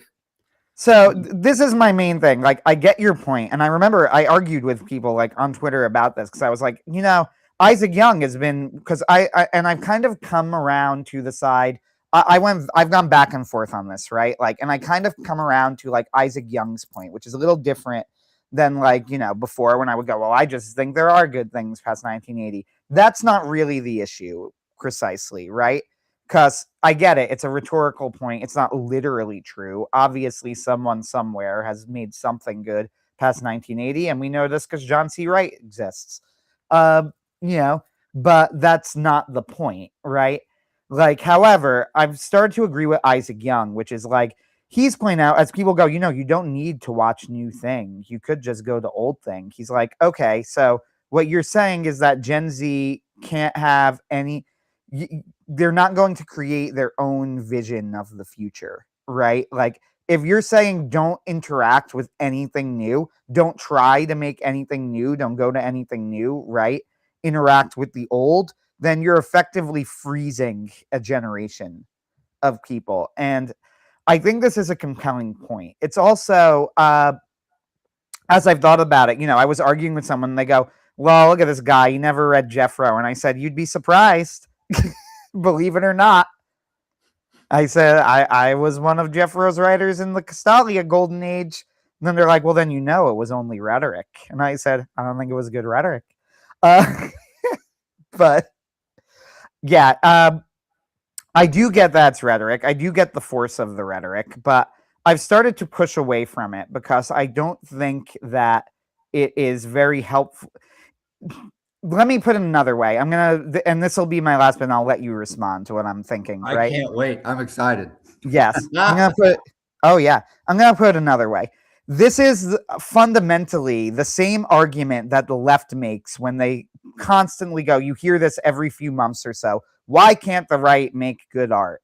Then you have people like Ben, me, Isaac Young, even Larry Correa, who I have very serious issues with, but like him or not, the left is always going to consider him part of the right, right? Whatever you think of him. What's his name? Wow, John Della Rose. Yeah, John Della Rose, John C. Wright, Vox Day. All of these are excellent writers with excellent things. Why is Monster Hunter not a hit series right now? There is no reason. It's because he's right wing. When you're trying to make the argument, don't read anything past 1980. It's kind of fundamentally the same argument that the left makes when they say things like the right can't make art. Only what's the problem with the right? They can't make art. Well, we're all sitting here going, but we did make art. Look, here it is. And then all of the people complaining, the Matt Walshes of the world, right? Instead of actually pushing the art that has in fact been made and is in fact quite good, I would put John C. Wright's stuff up there with anyone, right? I would put Ben's stuff is better than all but the very, very tippy top tier of horror, right? And he's been steadily improving. Thank you. Isaac Young blows Scalzi out of the water, right? So we're all here saying like, okay, yeah, the right can't make art. Well, hello, here we are. Now you have people going like this thing where don't read anything past 1980. It's another way of saying, well, the right, we stopped producing things that were good past 1980. I see right? what you're saying now. Like, it's still not. We're past 1980. Look, it's the same argument, right? Just repurposed in a different way. And I think it's unfair. Now, I'm not a frothing lunatic. I was able to say this and be like, Jeffro's great. We got along. I don't think I really agree with this. And then when people were like, and that's actually when someone went like, F Jeffro. And I responded like, okay, so I'm like, I'm not of the left, so I don't play the disavowal game, right? Yeah. So I'm not going to tell you that I'm never going to speak to you again. I will tell you that when I communicated with Jeffro, we got along fine. We disagreed in a couple things, but ultimately it was a perfectly healthy working relationship, and I have nothing bad to say about him. Yeah. And that was what I said in response. But this is like on a quote on something where, yeah, and Josh and you says thank you, hashtag thank you, Jeffro. Yes. Yeah. Same sort of thing, right? Like, but I do think that Isaac Young and this whole argument I've kind of pushed away from saying don't read anything past 1980 because I think it kind of plays into the opposition's hands a little bit.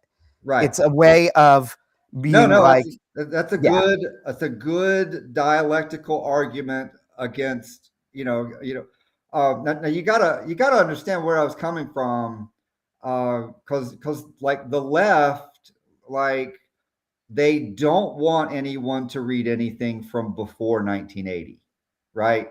But yes, right, like because it's backward, it hasn't evolved, it doesn't have the latest update for the NPC programming where this hot issue, that hot issue, and this other hot issue, which I don't want to name, is now like, if you don't believe this, then you are Satan and you're bad and you deserve to be suppressed, disemployed, have your bank account taken away, have someone routinely at Amazon pull all of your books offline, right? You deserve all of that, because you're bad.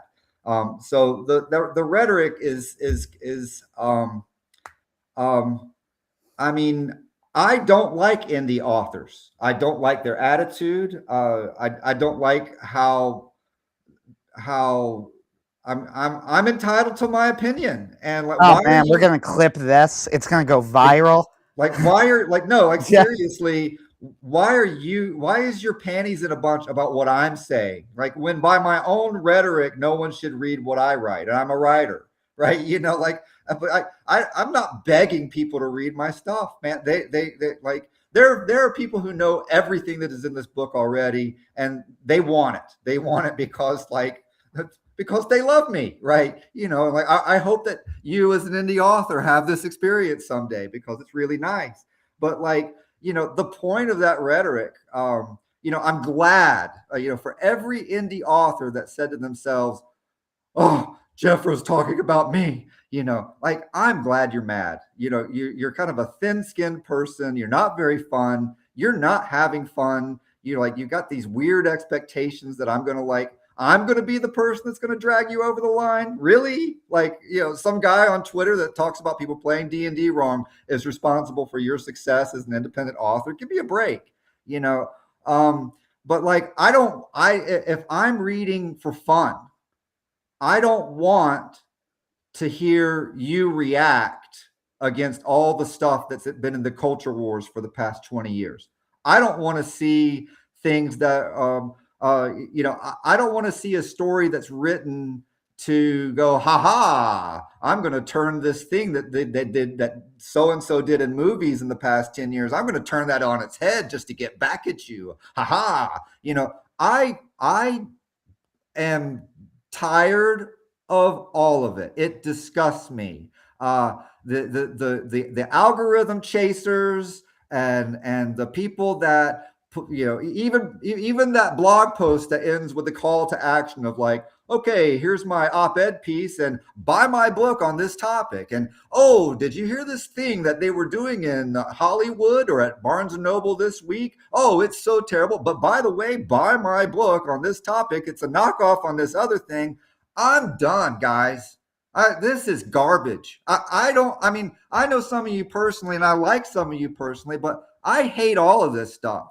The D&D that I played for the past 5 years was literally to do something besides looking at the stupid stuff that all of you are doing. It's tiresome. I don't see any blogs by readers saying, oh, I really treasure this piece done by an independent author back in 2019. Where are those posts? When I ran a book blog, I had countless people telling me, oh man, I've got something to read because of you. I don't know when I laid that down, I don't know where people go to get that. The shilling is so intense and so incessant, and the things you have to do to break past that $2,000 bookmark on your Kickstarter, man, I don't want to do any of that stuff. I don't want to be around people that are doing it. So 1980 is not good enough for me anymore. I don't like geeks. I don't like nerds. I don't like fantasy. I don't like science fiction. I want to go back. I want to go further back. I'm mad that nobody told me how great a read Plutarch was. Why is it that all of these people talking shop about how to sell a book this way and how to sell a book that way, and oh, you got to have this, and oh, you got to have that. Where is somebody to say, oh man, bro, you need to stop what you're doing. You need to go read Aeschylus. You need to read Prometheus Bound. This is amazing. This is amazing. There's stuff Prometheus did you don't even know. Man, do you know there's a 4-footed bird in there? Isn't that awesome? That's amazing. You got to see this thing. Nobody's like, whoa, hey, you know what? Let's slow down. Let's slow down. Do you really have any idea how beautiful the literature of Plato is when he writes about Socrates? Can we just slow down? Or like, man, Euclid, let me show you this proof. And nobody reads anything. Everything on the internet is the banging of the drum. Authors talking to other authors, but there's no readers. It's disgusting. So no, the culture's gone. We're not going to win back the culture by making a knockoff of Edgar Rice Burroughs and getting people to read that again. It's gone. I don't know where the battle line is anymore. But can someone say anything in the book world that indicates to me that you actually like to read yourself? I'm waiting. I never see it. I think I really don't disagree with anything in that little rant, right? I think that you're pretty much on point. It's really, like you said, it's a discussion of, what's the dialectical, rhetorical, correct way of putting it. To me, it's a frustration with where we're all communicating on there. People are like, well, where is the good art? And we're like, here we are, we're right here. And then Matt Walsh is out there going like, I just don't see it. Where is it? If they can make it. They're paid to suppress us. Okay. It's yeah. not about rhetoric. They're paid to suppress us, full stop. But it gets even weirder than that. That doesn't, if the boot was taking off our neck for just a little bit, that's what my project shows. If sane, normal, able-bodied Christian men get together and what can we do with this? Awesome things happen, right? Awesome things happen. The Bro SR Winning Secrets is this great case study of what happens when people stop when then people take their eye off the algorithm, take their eye off, well, how much money can I get on the Kickstarter? How can I turn this into something that I can make money off of? It's the exact opposite of that in every way. And then it ends up doing really well in spite of like everything we did wrong, that anybody that wanted to make money would have done. Like we did the exact opposite all the way down. So, Yep. so like, and Appendix N was the same thing. When I wrote that book, I just said what I thought. I was kind of like a middle of the road conservative. Very, Christian. I don't know where I would be on the spectrum. I mean, my detractors think I'm like the greatest force of evil, except for Vox Day. I'm not on his level, but they think I'm close, right? But like I didn't care. I just showed up with my ideas, and I never bent the knee. I never said, well, back in the 1920s, people weren't as forward thinking as they are today. And there's a lot we could learn that we've learned since then that we know better now. Like I never once said this. Like I just treated every single piece just purely on the merits of how good a story it was, the strength of the writing, how relevant it was to the D&D game. I went with it, and I never bent the knee. Like, my competitors, all they did was talk about that other stuff. And so I was, because I called what I did like redneck literary criticism of like just a guy average guy just saying what he thinks, and it was successful. It was very successful. So no, your friends that are like walking on eggshells or thinking that like me like out in the desert, the wild man in the desert, like Paul Atreides in the desert, who's now blind and screaming like nonsense to people when he comes into town, like like that stuff that should not have any impact on your career as an indie writer. And if you think that I'm the problem, man, you need to grow up. Yeah, I think that's true. I think it's even weirder though than like what you're saying, right? Go, they're paid to put us down, and you're absolutely correct. That's obvious to anybody with half a brain, but it gets even strange because I mentioned Matt Walsh, right? Well, who's Matt Walsh work for? He works for the Daily Wire. Okay, well, the Daily Wire just put out, and this is why like I've told people this, and I go, it's really weird to talk about because it's like, oh, so you're like a fan of the Daily Wire now, like. But we gotta, I'm just being honest about what I'm seeing here. They just put out the Christian answer to Game of Thrones everybody's talking about. Now, I want to be clear when I say this. Vox Days series, right? That's the Christian answer to Game of Thrones, isn't it? The Vox Days. Yeah, that's gotta be the answer. If you've got a Christian epic fantasy, I'm talking about like the show, game, not Song of Ice and Fire, which is the book, right? Then you could say Vox Day, yeah. I'm talking about they've made their show because everybody's like, where is the conservative high concept fantasy show? Right. That's what I'm speaking about. I'm sorry. I thought this was a book discussion group, not a TV discussion group. It's related though. Seriously. Like it really is related. Like, cause this is what I mean. Like they've done it, right? They actually made their high concept, high budget, well shot, well written Christian fantasy series, Pendragon Cycle, based on one of my favorite book series by a right wing Christian author, based on the myths of King Arthur. It's great.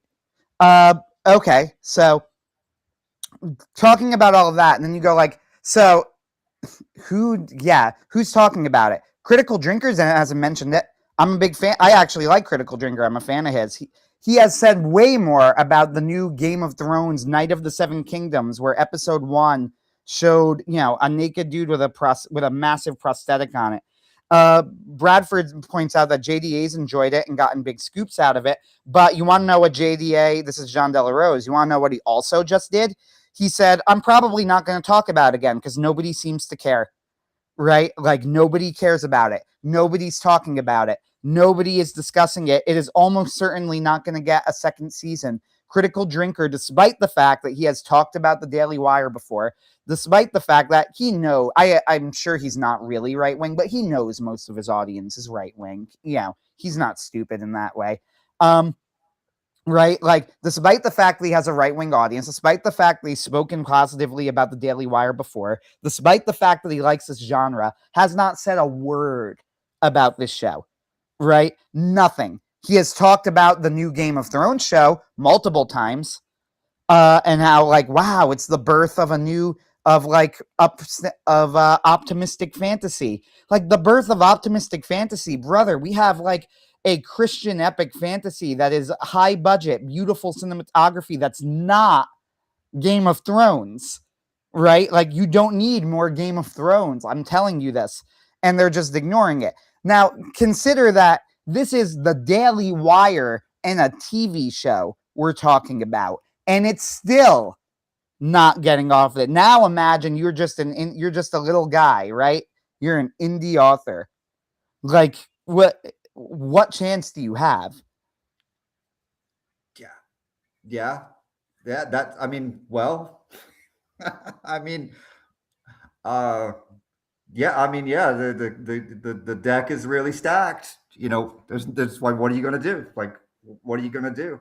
And that's why your approach is correct, which is stop caring. And if you do, good things are going to happen more than you'll think, Oh, right? well, More than you realize. no, you're gonna have to fight a lot, and it's not the fight that you think it's gonna be. Mhm. And so yeah, nothing delights me more than the fact that my enemies like could not stop this. You know, it's hysterical to me. Because no, I mentioned earlier, I mean, this is not long ago. In January 2024, nobody wanted to talk to me. Nobody was allowed to talk to me. And so, but it's the strength of these ideas and how they play at the table. Like, they couldn't ignore it anymore. Like, it's caught on too much.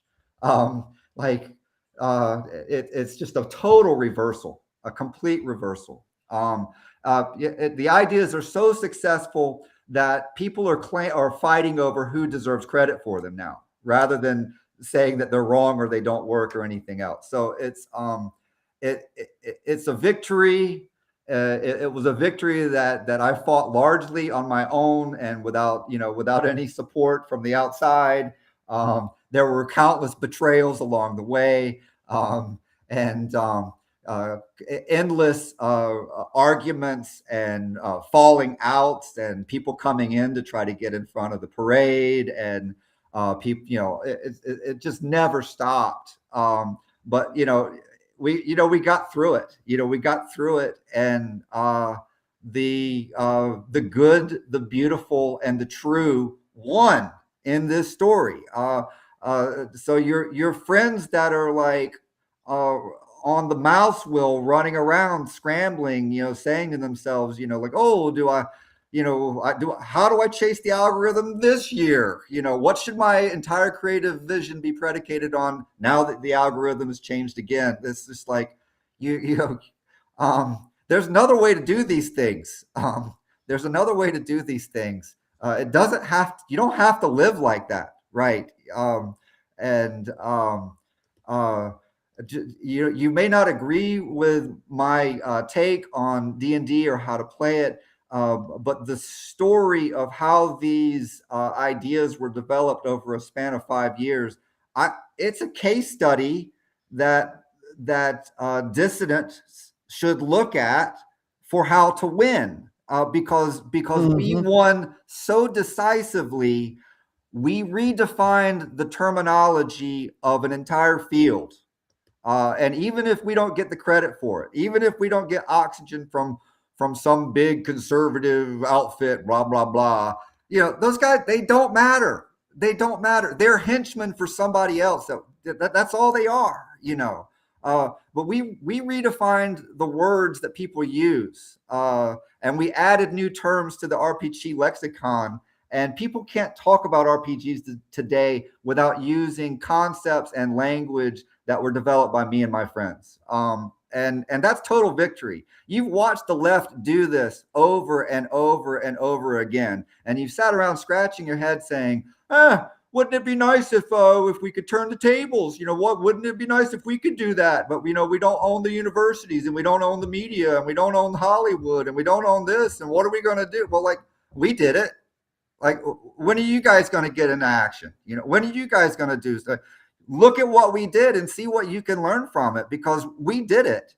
And all I hear from the broader independent author set is a lot of crying Wojak stuff. It's just like I don't know what else to say to you guys, right? But yeah, I'm glad you asked these questions before we wrapped up the show live instead of in private, because it's about time somebody talked about this stuff. No, it's great. There's there's that saying from Marcus Aurelius, no longer discuss what a good man is, be one. And while I'm no stoic philosopher, this very much applies. There's almost no point in debating over what's right wing, what's left wing. We simply must be the best we can. We know it already. Our enemies have their flags and everything. They have the gay and everything just thrusted away in front of us. It's disgusting. I wish to burn it all down. I wish for a cleansing nuclear fire to wash over us all.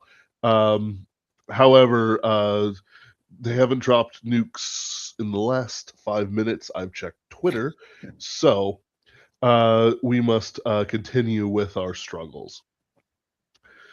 I do have one question for you, though, before we cut off. For authors looking to push beyond our paradigm, where, like, how do I want to put it? Even though those things that are timeless become timeless as people appreciate them, taking, for example, the Count of Monte Cristo or Plutarch's Lives even, they are still a creature of their own times with their own methods. So that it seems to me that there is a jarring in the joist of your argument of read old books. How would you navigate it? Both the need to not necessarily speak for today, you want to speak timelessly in all your best literature, but necessarily understand that you are a modern creature, but also work with that old goodness without becoming in how do sorry, I'm trying to think of the right word, intranslatable to your modern audience. Oof. Gosh, man. I don't know. I mean, there's authors that I've definitely championed. Like J.B. Jackson's Shagduk and Sky Hernstrom's Mortu and Kyra stories. We love Skylar Hernstrom here. Those are top flight efforts that are on par with Jack Vance and Robert E. Howard and things like that. I'd say for the most part, though, and like right now, like I don't know where to go to read something good. The internet's completely changed. There's nothing good on YouTube anymore. I can't waste time doing that. Blogging is dead. There's this Substack stuff, but I don't come across people's Substacks and be like, oh man, I got to read this every day. I got to get on board with this. But like they're also heavily squished in the algorithm. Yeah, in terms of I mean, that would be my biggest argument for the classics, is that, like, if you go over to that yard of classic books that, they're kind of ubiquitous. Thankfully they're ubiquitous. You're going to get something awesome when you pick that up and actually sit down and go through it. The payoff is tremendous. And on the other side, I feel like, now keep in mind, like, and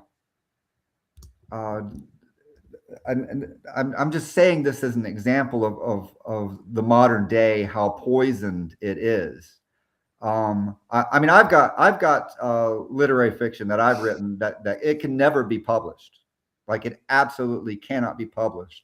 That is the most controversial thing that anyone could do, would be to look at what's been happening over the past 5-10 years and then give a straight ahead literary fiction style treatment of it.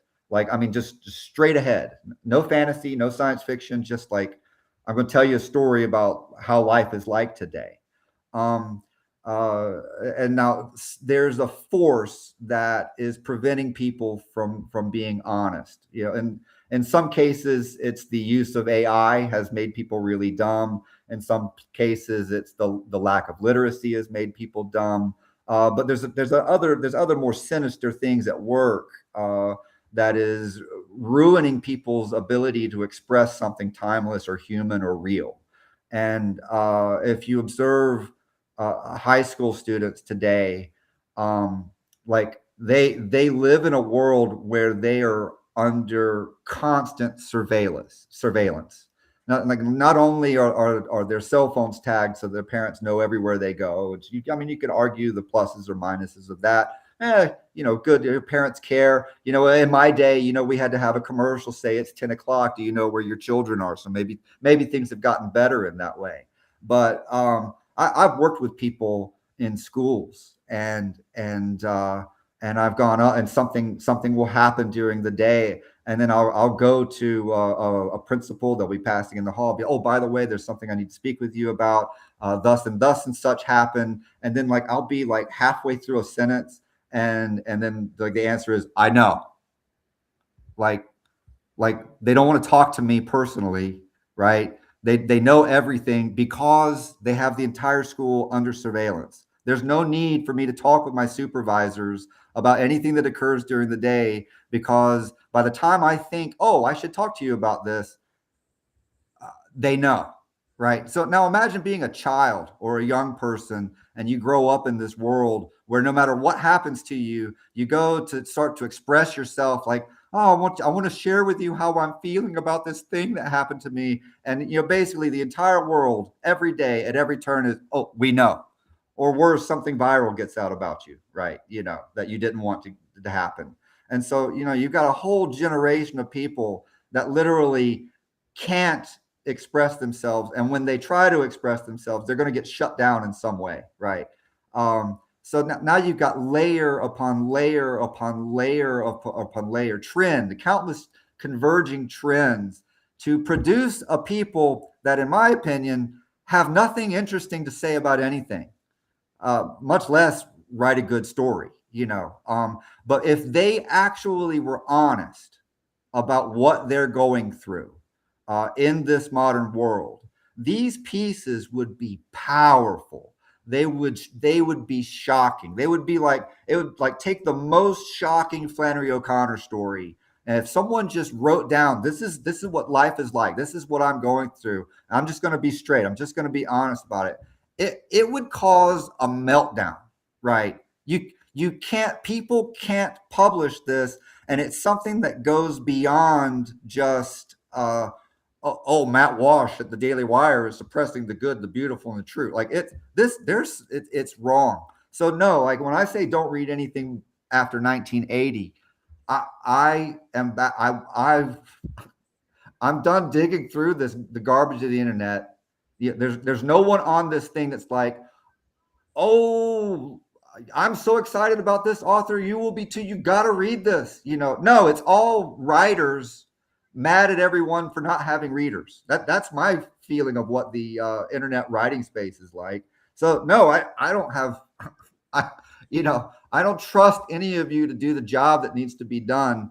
I'm happy going back and reading something that was written in 300 AD or 300 BC, and just enjoying the fact that there was an actual functioning human conversation going on at that time, where if you wrote a banger of a play, then everybody would be quoting bits and pieces of it for the next 600 years. human culture was functioning back then. It hadn't been ruined yet. Yep. Whatever you're seeing today, good stuff can't propagate. It can't get oxygen for countless reasons. But the much deeper problem is we don't have people going off and fighting the Persians and saving Western civilization and then going back and writing plays about it. You know, those kind of activities, or those kind of people of that caliber, like maybe they exist, but like, man, I'm tired of wading through all this other stuff to get to it. Very, very good. Yeah. I do try to put that modern stuff into my work sometimes, but it depresses me. It never sees the light of day. It's like, congratulations. What are you going to write the novel about? You're going to write a novel about, some people being murdered by a subhuman from the inner city or from Afghanistan, who's for some reason brought in after, betraying everyone to fight for us, except they didn't really fight for us. They actually embezzled a huge amount of money and probably got some soldiers killed in the process of things. But hey, someone agreed that they're supposed to come to your neighborhood. They're supposed to live in a house near yours, and then after you discover this horrific rape and murder, you have to listen to some government official say, do you really want to make this about race? We'll pay you to not make it about race.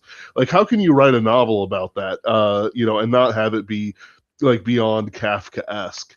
They probably wouldn't even, if you did get published beyond, some indie thing, would people even believe it? But it's real things. It's real things happening. It's like, and then someone goes back to the Count of Monte Cristo, which is the actual tonic for our modern lives. Independence. Perhaps, if I may be so bold to say, sir, the real lesson is that Brozer teaches is to eschew these modern chains and free yourself to the OGs, the real raw power. What do you think? Yeah, man, yeah. I told John Mollison this, man, that like it's not the most, it's the least consequential cultural space to change, and with for whatever reason the powers that be let us have this one, but like but yeah, man, uh it's made a lot of people happy. Oh, yeah. I mean, I see the excitement, and it's there's a promise that we were all made a long time ago when we picked up a D&D book and didn't know anybody who played the games yet. There's a promise that game made of adventure and spontaneously generated narratives and castles and strongholds and fortresses at war.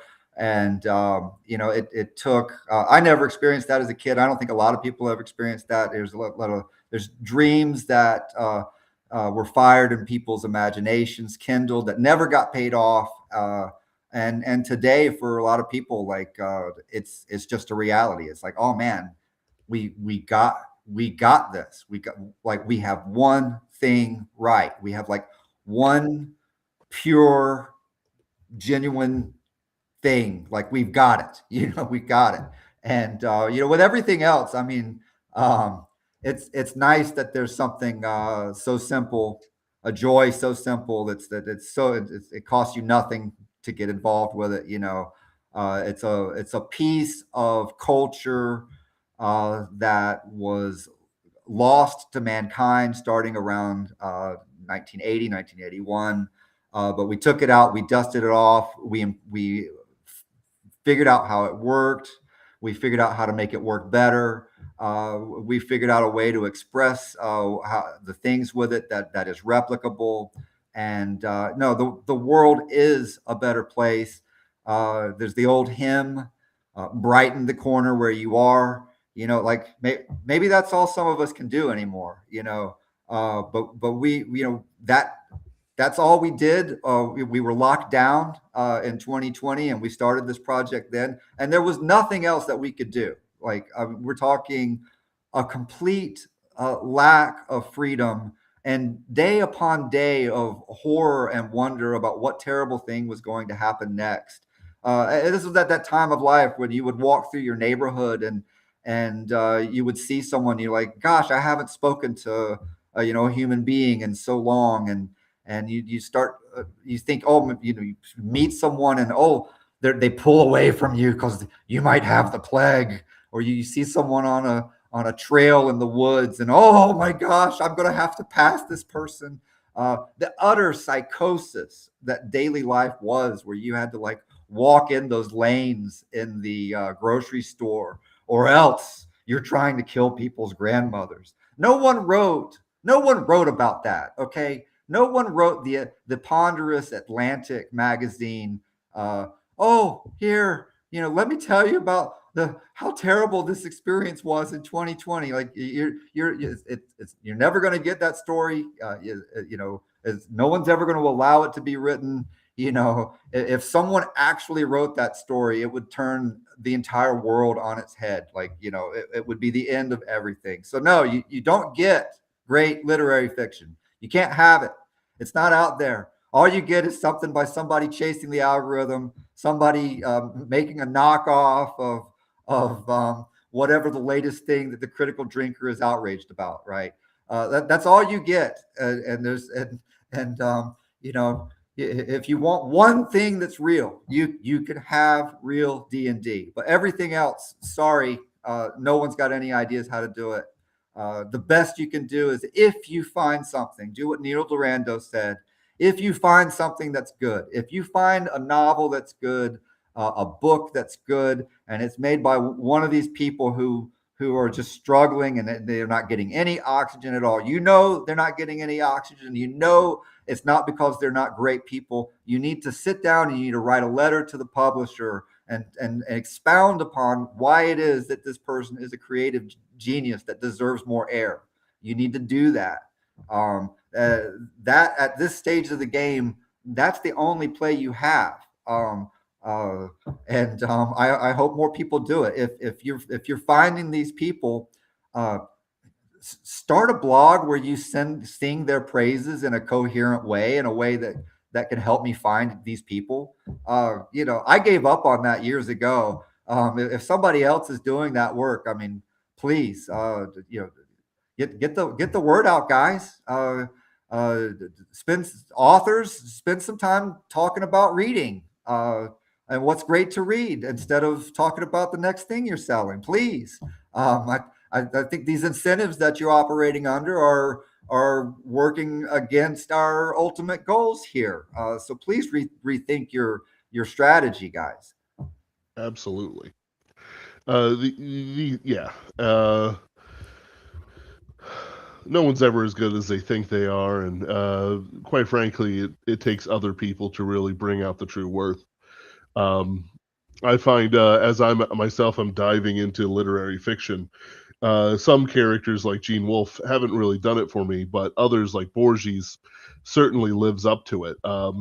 Other things, you know, you look into, and I don't mean this as an insult to Gene Wolfe, just that I don't know. I don't know if I'm too tall to ride or if I'm too short to ride.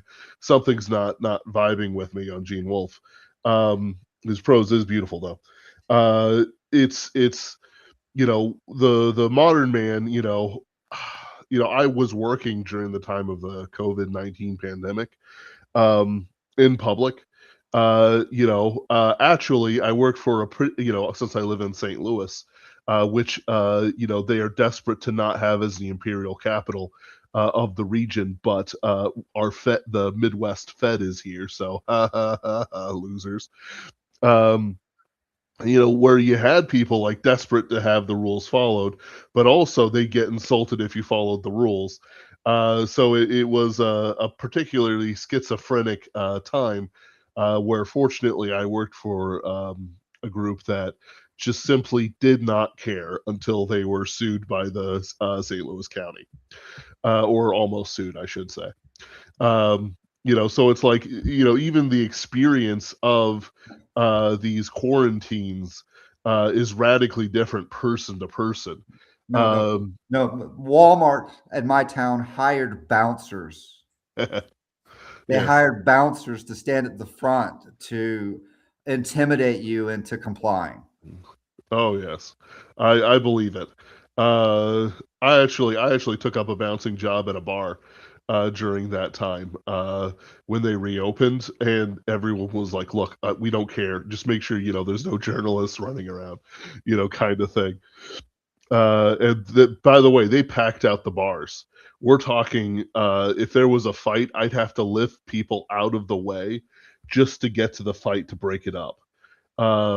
It's slowed down quite a bit since then, but that spike when the relief came, I wonder. One of the we're at 2 hours and 15. I'll say that many authors these days tend to be on the autistic or antisocial side. So I just wonder if whereas before you'd have authors who had to interact with the world because you're living like with Borges, you're living in an Argentine town, Buenos Aires, where you have to go out, get food, interact with servants and people and other things, have friends call and come over or go over. There was just a different life there that I think is missing.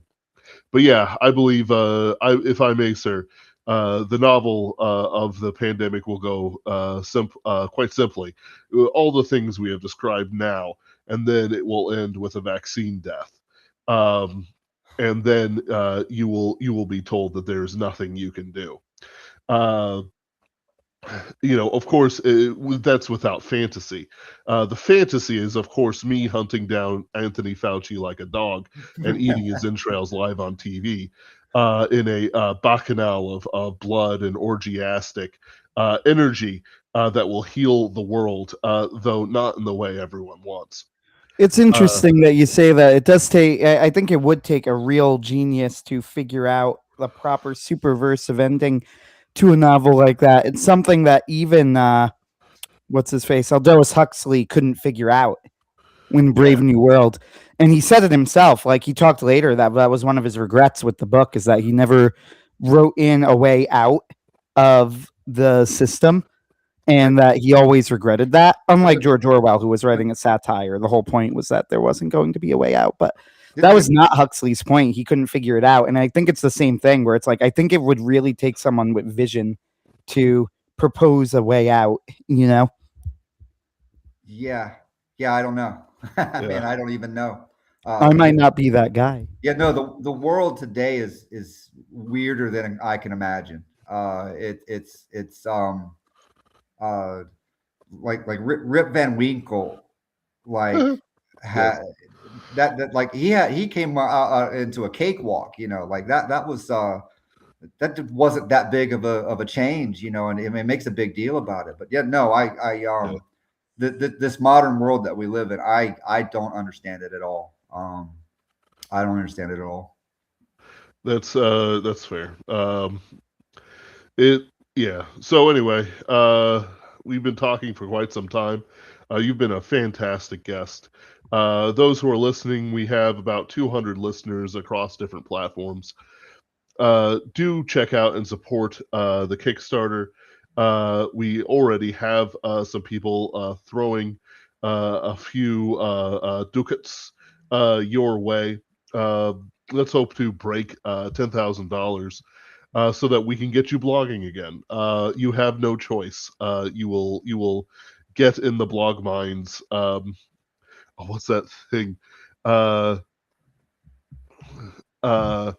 There's that Soviet thing where it's like, if he has a knife, it's just his culture. He didn't know better. But if you have a knife, you're going to be punished. It's like if you have a good, if these bloggers, these YouTubers have a good opinion, oh, that's just your culture. But if you have a good opinion, you must be punished for it. Thank you for coming, sir. I wish you every success beyond even what we've already seen. Awesome. Thank you, guys. Thank you.